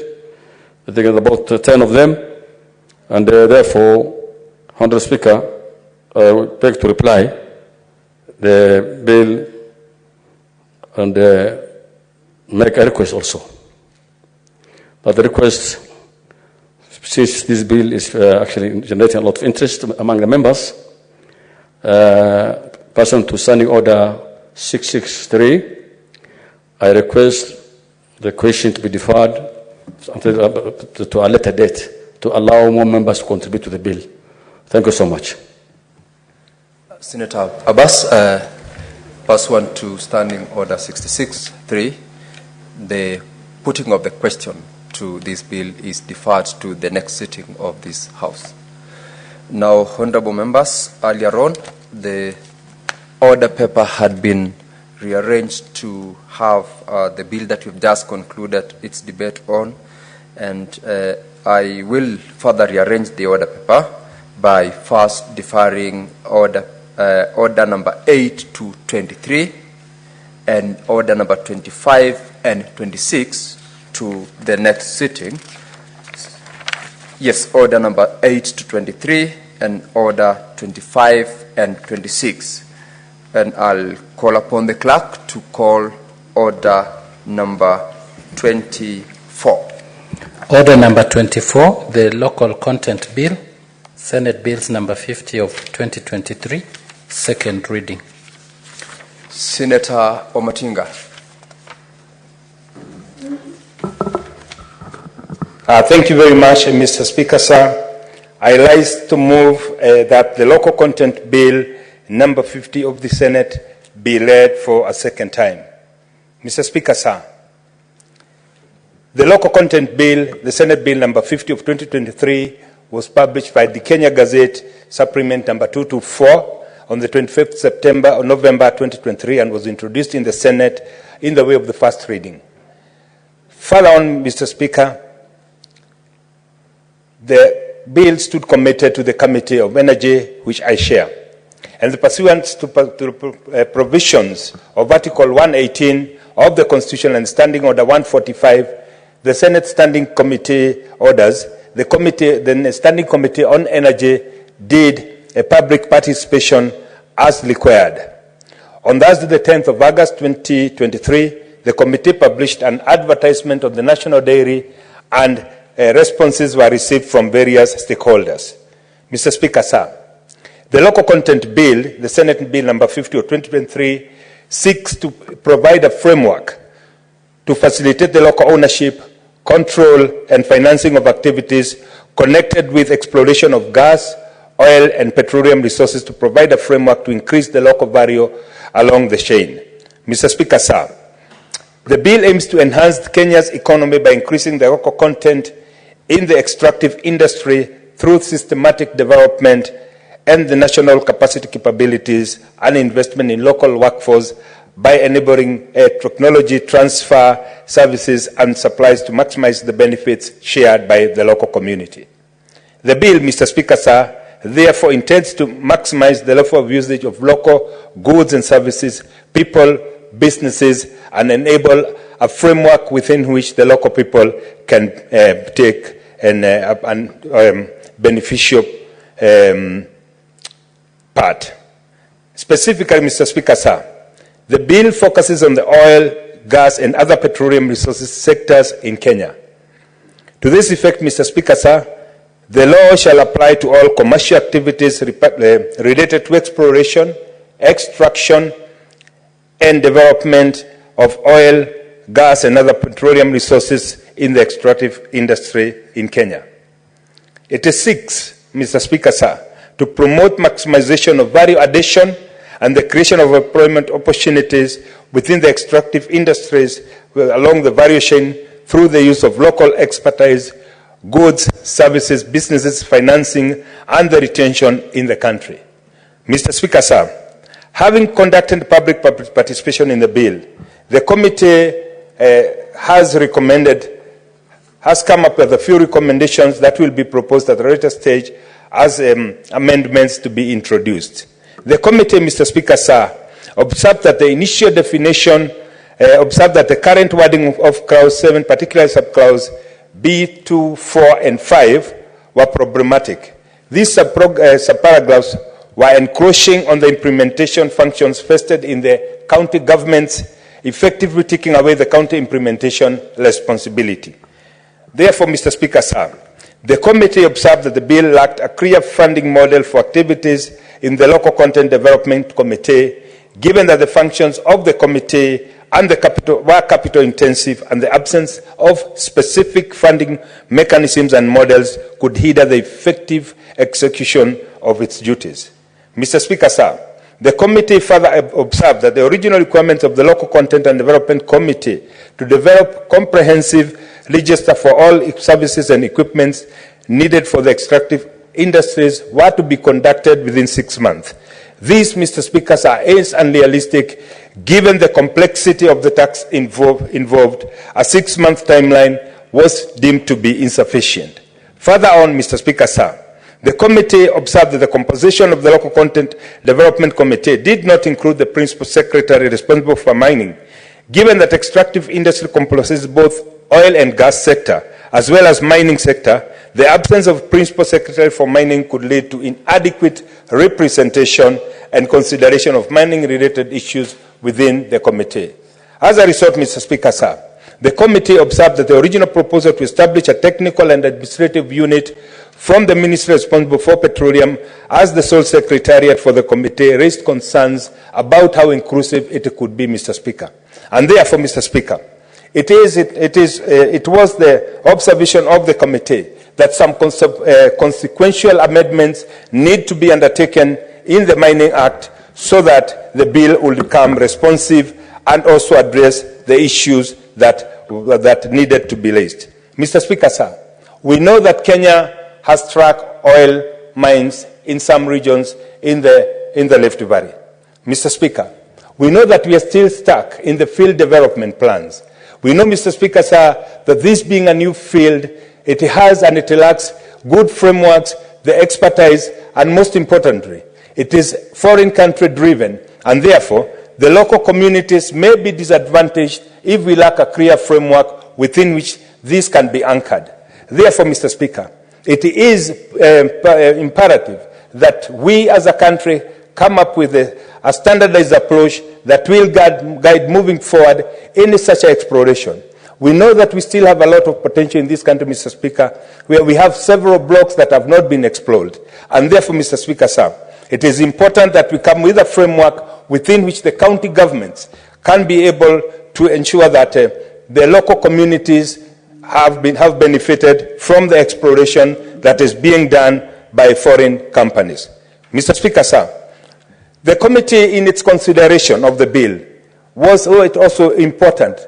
Some of these exploration and exploitation, they leave a dilapidated environment, and we know that environmental degradation, Mr. Speaker, sir, in some of these activities can be quite detrimental to the local communities.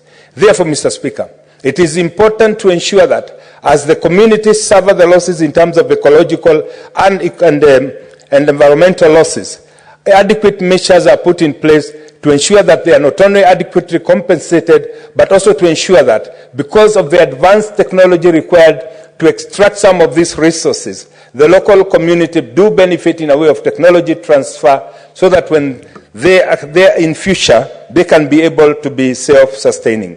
Mr. Speaker, sir, we know that oil mining, petroleum mining has become a curse to many African countries. For us as a country to be able to avoid this curse that has befallen some of the big major oil producers, be it Nigeria, be it Ghana and the like, we must come up with measures, we must come up with a framework that ensures that the local community do not only become passive partakers, but they are actively involved by ensuring that there is not only technology transfer, but also direct and proportionate benefit in terms of the benefits accruing from such a prospecting or mining.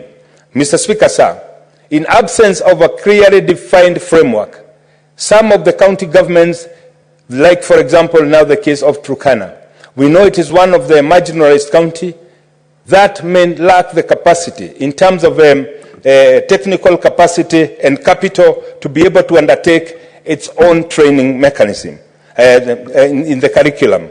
Therefore, Mr. Speaker, sir, It is the observation of the committee that during the composition of the committee that will be ensuring that there is equitable distribution and sharing of resources between the national government and the county government and the local community, that we put in place an elaborate mechanism that spells out how such a resources will be shared, and the guidelines put in such a manner that they are easy to understand, easy to implement, and most importantly, when such resources are being exploited, that the operationalization will not become too problematic and chaotic, as has become in many oil mining countries in Africa.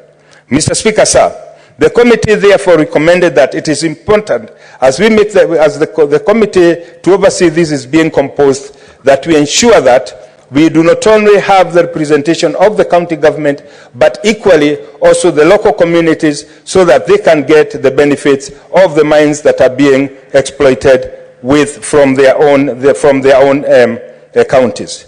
Mr. Speaker, sir, in line with the bill that's proposed and before us, it is imperative that we note that most local communities have been left out, and they've not benefited to a great detail because the rules and the regulations are not well spelled out, and the accounting methods that have been applied by these multinationals have ended up giving skewed results where the local communities have not benefited at all.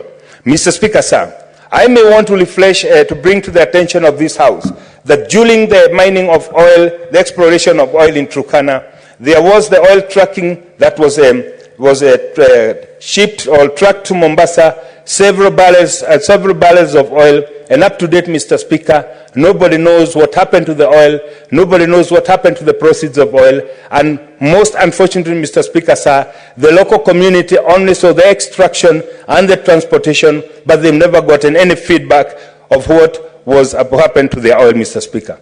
On inquiring that was done by this committee, Mr. Speaker, about the whereabouts of the oil that was shipped to Mombasa or transported to Mombasa, we could not come up with a conclusive answer because nobody seemed to know why or what happened to that consignment. Mr. Speaker, sir, to avoid such a reoccurrence, Mr. Speaker, it is important that we put mechanisms in place to ensure that whatever has been extracted from a particular area, the local community stands to benefit.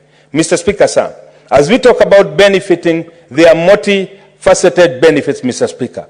One, and the most important, Mr. Speaker, is to ensure that the local communities do not only partake, but they also get the training so that there is some actual technology transfer in such a manner that the communities around will become involved in the extractive industry and they can create their livelihood along that. Mr. Speaker, sir, it is also important to ensure that the local communities who are the owners of the lands do not only get the compensation they require, but they get consummate compensation that will ensure that their livelihood moving on to the future is assured. This, Mr. Speaker, sir, cannot happen unless we put an elaborate mechanism in place that is easy to interpret, easy to adopt, and easy to implement. Mr. Speaker, sir, further on, we also noted that most of the communities in oil and exploration countries, most of the local communities live in abject poverty. This, Mr. Speaker, sir, is attributable to two factors. One, they are deprived of their means of livelihood, and we know most African communities live on subsistence farming. Once oil exploration or gas exploration starts taking place, we know that the land is rendered unproductive, and the level of pollution is very high. The suffering of the local community, Mr. Speaker, sir, is twofold. One, environmental pollution, which ends up degrading the value of the land, and two, because of the environmental pollution, we know that they suffer from a lot of health hazards, which leads to a lot of diseases, and mostly respiratory-related diseases. This, Mr. Speaker, sir, can be addressed, as is envisaged in the bill, if we have adequate compensation that will ensure that where such a mining takes place, exploration and extraction takes place, there is adequate measures put in place to ensure that the local community will get adequate supply of medical facilities so that where they suffer from such a diseases, that can be addressed. Therefore, Mr. Speaker, sir, this bill is expected to facilitate the development of local economies through the creation of employment opportunities and by ensuring the procurement of goods and services that are produced locally do get market within these multinationals that do the exploration and exploitation of the local resources. Mr. Speaker, sir, it is also envisaged through this bill, Mr. Speaker, that through the regulation and through the formation of this committee, that the participation of the local communities will be enhanced, they'll be informed, but most importantly, through curriculum development, that the local communities can be empowered. Therefore, Mr. Speaker, sir, this bill provides a framework through which the benefits relating to exploration of natural resources will cascade to the local communities and in which the resources are found. As a result, Mr. Speaker, sir, it is expected that the county government's economies will directly be impacted by the exploration of these resources as opposed to what is happening now, Mr. Speaker, sir, when the exploration takes place and the local communities are left with the dilapidated or degraded environment which they cannot be able to reclaim because they lack the technology, they lack the capital, and most importantly, Mr. Speaker, sir, because some of the exploration are hazardous and therefore detrimental to the health of the local community. Mr. Speaker, sir, the county government would therefore be expected to be at the forefront, ensuring that the local content is realized under this act. The bill is therefore a bill concerning county government in terms of Article 110(1) of the Constitution, 1A of the Constitution. This, Mr. Speaker, sir, is also not a money bill within the meaning of Article 114 of the Constitution. And therefore, Mr. Speaker, sir, I would urge my fellow senators to support this bill, also maybe to suggest the amendments that they may deem to be necessary so that we make it a bill that is comprehensive and most importantly to ensure that the interest of the local communities have been taken care of, and most importantly that the local communities are well informed about their rights, about their obligations. And we know, Mr. Speaker, sir, most of the times that when multinationals come in the country, the local communities are left to be beggars. Mr. Speaker, sir, it is quite unfortunate. If you go today in Lokisha, you'll see the local communities lined up with jerry cans of water, waiting for the water trucks which undertake the water kiting to come and provide them with water. It could have been, Mr. Speaker, sir, if that was rightly conceptualized, that a water pipeline could have been installed, because you know in the oil extraction, the extracting companies uses pumps water into boreholes so that they can displace the oil. As they pump in water, the oil is pumped out. This, Mr. Speaker, sir, it could have been at a very small additional cost to provide additional water kiosks so that the local communities could have at least have benefited from the extraction of oil. Mr. Speaker, sir, as I request my colleague Senator Abbas to second, I would request that we come up with systems, we come up with frameworks, we come up with methodologies, especially that will encourage the younger generations to take part in the exploration, in the value addition, and most importantly, to look at the business opportunities that will arise from the same so that we can create employment, especially for the Gen Zs. Mr. Speaker, sir, we know the potential of this country, especially in gas. We know that we're only using 16%.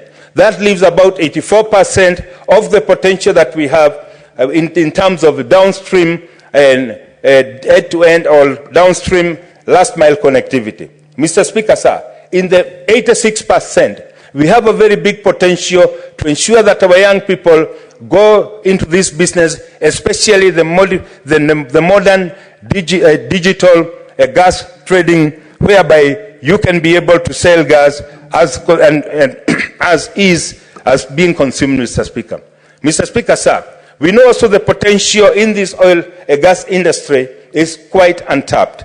This can only happen, Mr. Speaker, sir, if we have a mechanism, and this bill will be able to assist in that, whereby the lack of capacity within the local communities to participate in this extractive industry and its connected activities is encouraged, and most importantly, Mr. Speaker, incentives created in terms of tangible returns in form of what would be the yield of the investment. Mr. Speaker, sir, having spoken about the lack of technology, it is also imperative as we look at this, Mr. Speaker, sir, that we become quite intentional in creating training facilities that will ensure that the young generation and the Kenyans at large within those local communities are empowered in a way that they'll get the technology and they'll get also the know-how, and most importantly, that we can also be in a position to subsidize the kind of machineries that they would be able to use so that they can be able to take part exhaustively in this kind of exploration, extractive exploration and value addition. Therefore, Mr. Speaker, sir, it has been lack of framework that has hindered the participation of the local community. It has also been, Mr. Speaker, sir, the advantage the multinationals have, the economies of scale, access to capital that has rendered many Kenyans unable to access this extractive industry. And therefore, Mr. Speaker, sir, this bill is quite intentional of creating an environment that will ensure that even the local communities, as uneducated as they are, that they'll be able to take an active part in the extractive industry so that their benefit, Mr. Speaker, sir, will not only be on the wages they earn, but they'll also be taking part on the value chain of the whole process. Mr. Speaker, sir, I know this bill will go a great way into aiding these communities, and knowing that the potential of exploration in gas, in oil, and other associated utilities has not even been exploited. The potential we have as a country is quite enormous, and therefore it is important that we have a legal framework that guides all the company multinationals intending to invest in the country in such a manner that there will be a standardized approach in all the counties on how the local communities will be assisted to ensure that they take part in that. Mr. Speaker, as I conclude, it is also very, very important to note that, as I have said, Mr. Speaker, there is quite a huge potential, Mr. Speaker, of the gas. And as we seek to move into greener energy, it is important to note that most of the households in Kenya use firewood and charcoal and maybe even other fossil fuel-based cooking means. This, Mr. Speaker, sir, has rendered to many households not only having unsafe and unhygienic cooking methods, but also has been a major cause of respiratory diseases. Therefore, Mr. Speaker, sir, as has been put forward by the Kenya Kwanza government, envisaging every household to be using green energy to cook, natural gas becomes one of the answers. And therefore, Mr. Speaker, sir, there is a very great potential for the young people in this country. There is a very great potential for the Gen Zs in this country to take part in the last mile connectivity of the gas to be used, especially in the local communities. Mr. Speaker, sir, with the current technology, it is appropriate that now we start coming up with models where we'll be doing gas piping, and especially on the affordable housing, so that you do not have the danger of cylinders that are substandard, that have been exploding from time to time. Mr. Speaker, sir, we also need to look at the possibility. Instead of having the trucks transporting the gas, we can also look at the possibilities, and especially in the urban centers, in schools and other infrastructures, to have piped gas so that we can be able to manage the risks associated with it. Mr. Speaker, sir, this is a very progressive bill, and I think it will go a long way into ensuring that the Kenyans do not only utilize the environmental and natural resources to their benefit, but in a way that they'll also be able to partake and benefit from the same. In addition, Mr. Speaker, sir, we know Article 66 sub-Article 2 of the Constitution further provides that the Parliament shall enact legislation ensuring that investments in property benefit local communities and their economies. This bill, Mr. Speaker, sir, seeks to address that very same problem, Mr. Speaker. Moving forward, Mr. Speaker, we know that there is a correlation between the remoteness of the area and the natural resources found. Mr. Speaker, sir, gas and oil are found either in the deep oceans, in the marginalized areas. And therefore, Mr. Speaker, as we seek to give equitable distribution of our revenue, it is also important that we ensure that those communities, especially those who are disadvantaged, get to benefit from the natural resources that they've been endowed with. This cannot happen, Mr. Speaker, sir, unless we put a sound and a robust legal framework to ensure that there is no exploitation of the marginalized communities by the multinationals who come with the capital and with the know-how. With this, Mr. Speaker, sir, I'll beg my colleague, Senator Abbas, to second. Senator Abbas. Thank you, Honorable Speaker. Honorable Speaker, as a member of the Committee of Energy, I wish to second the motion. Honorable Speaker, the bill seeks to provide a framework for development and adoption of local contents. In the past, we used to see multinationals going all over parts of Kenya, doing explorations, but the local people are not so much involved, and because they are not even knowledgeable. And it was also a pressure for a few senior members of the political leaders that they only knew the whole thing which was going on, but the rest of Kenya didn't know. And as a result, there were instances even that there was alleged that some of these explorations actually have been also bearing some nuclear waste and hazard wastes, which actually is already significant in parts of my county.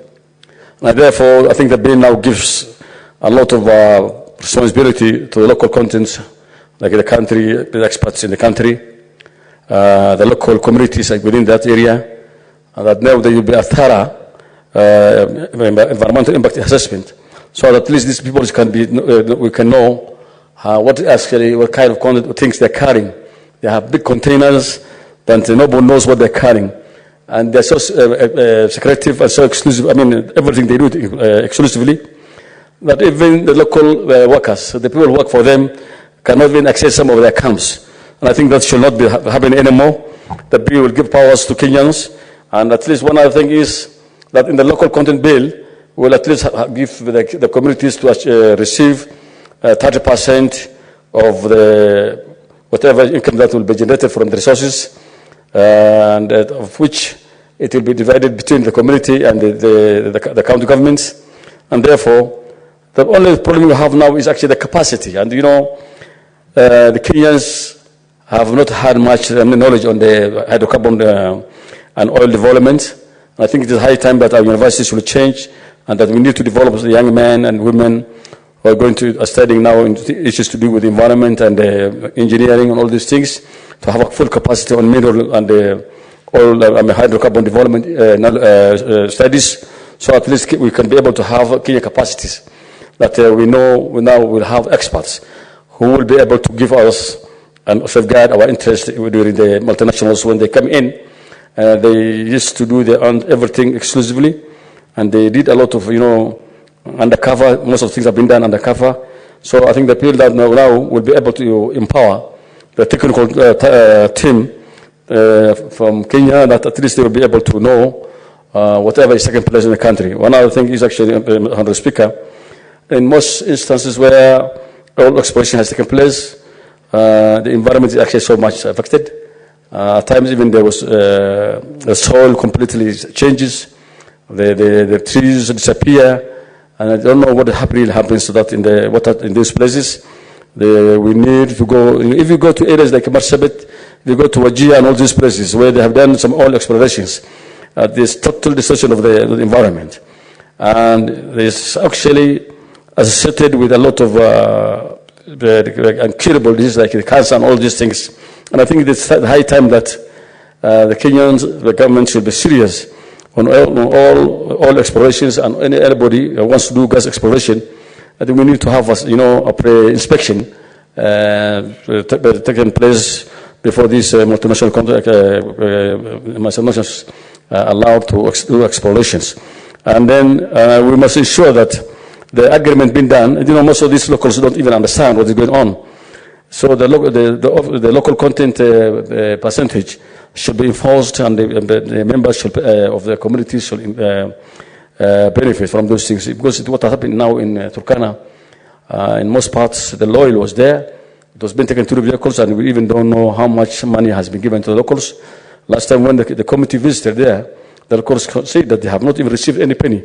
It may be the counties were getting little money, but it was not trickled down to the communities. Like you see, as the chairman said, that communities actually look very desperate. They can't even get water from the camps where the explorers are. So I think what we call the SR, the CSR, the corporate social responsibilities, should be enhanced and seen that before exploration takes place, the community first must get their benefits first. And therefore, with those few remarks, I beg to support the bill. I mean, to second the bill. Thank you, Honourable Speaker.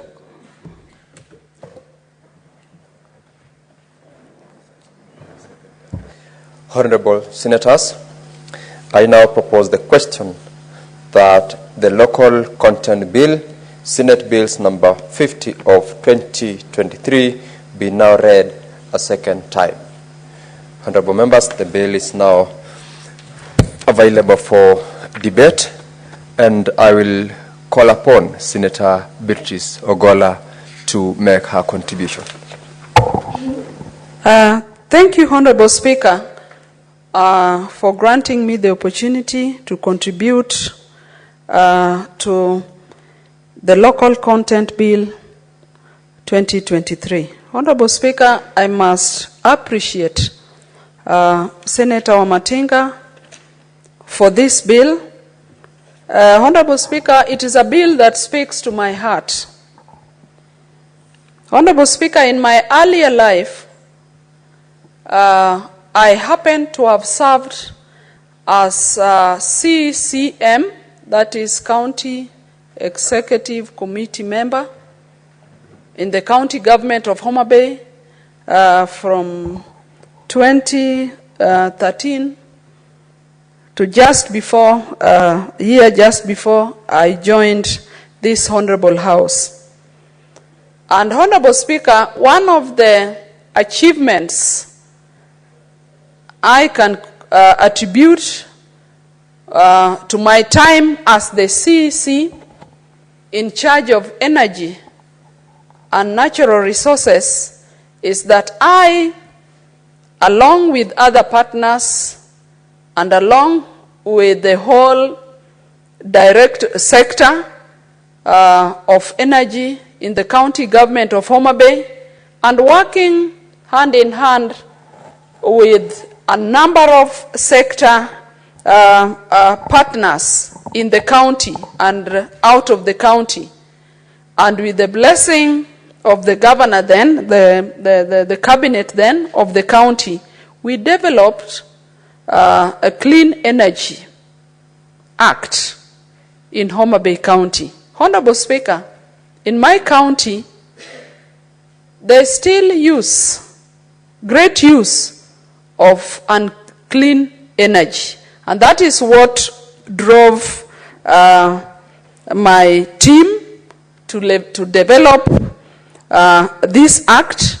And I'm happy that amongst the aspect of consideration is that we would be driving the people of Homa Bay to use of clean energy.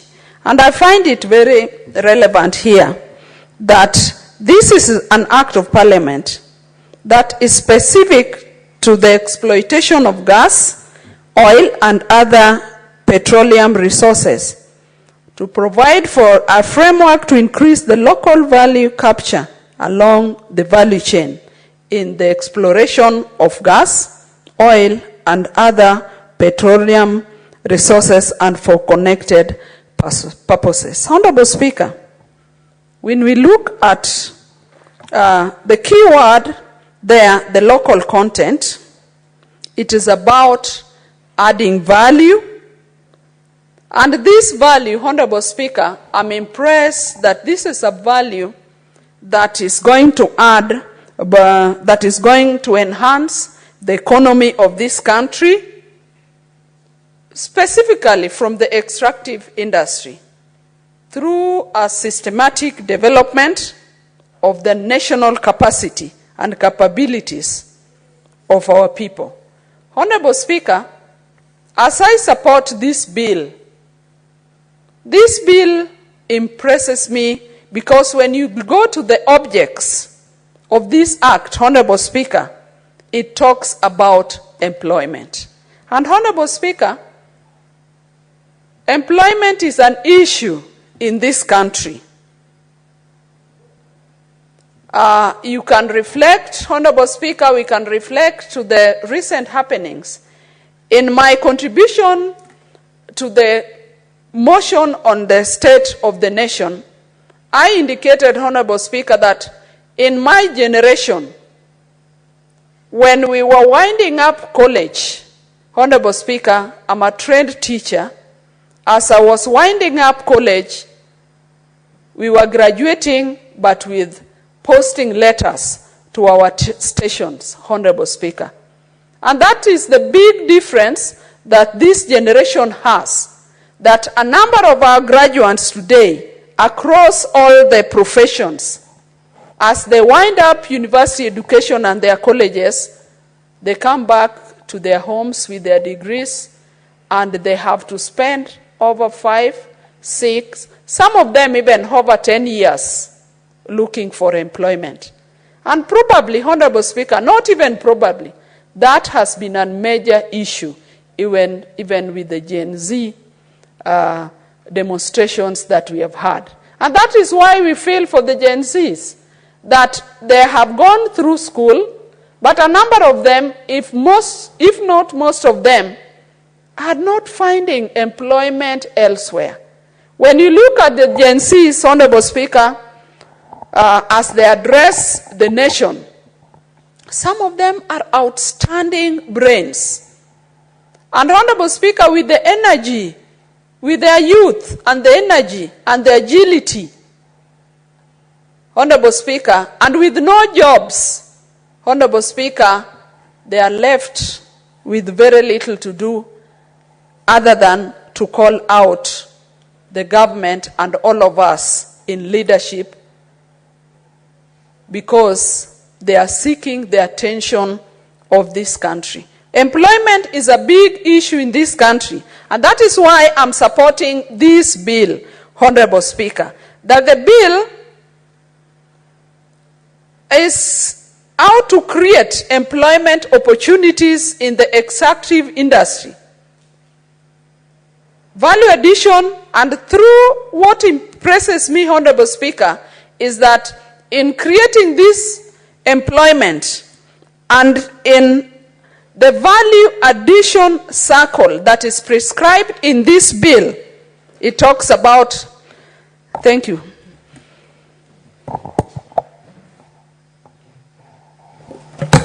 Honorable Senators, it's now 6:30 p.m., time to adjourn the Senate. The Senate therefore stands adjourned until tomorrow, Thursday, 25th July 2024 at 2:30 p.m. Senator Beatrice, you will have a balance of 13 minutes to continue with your contribution when we resume tomorrow.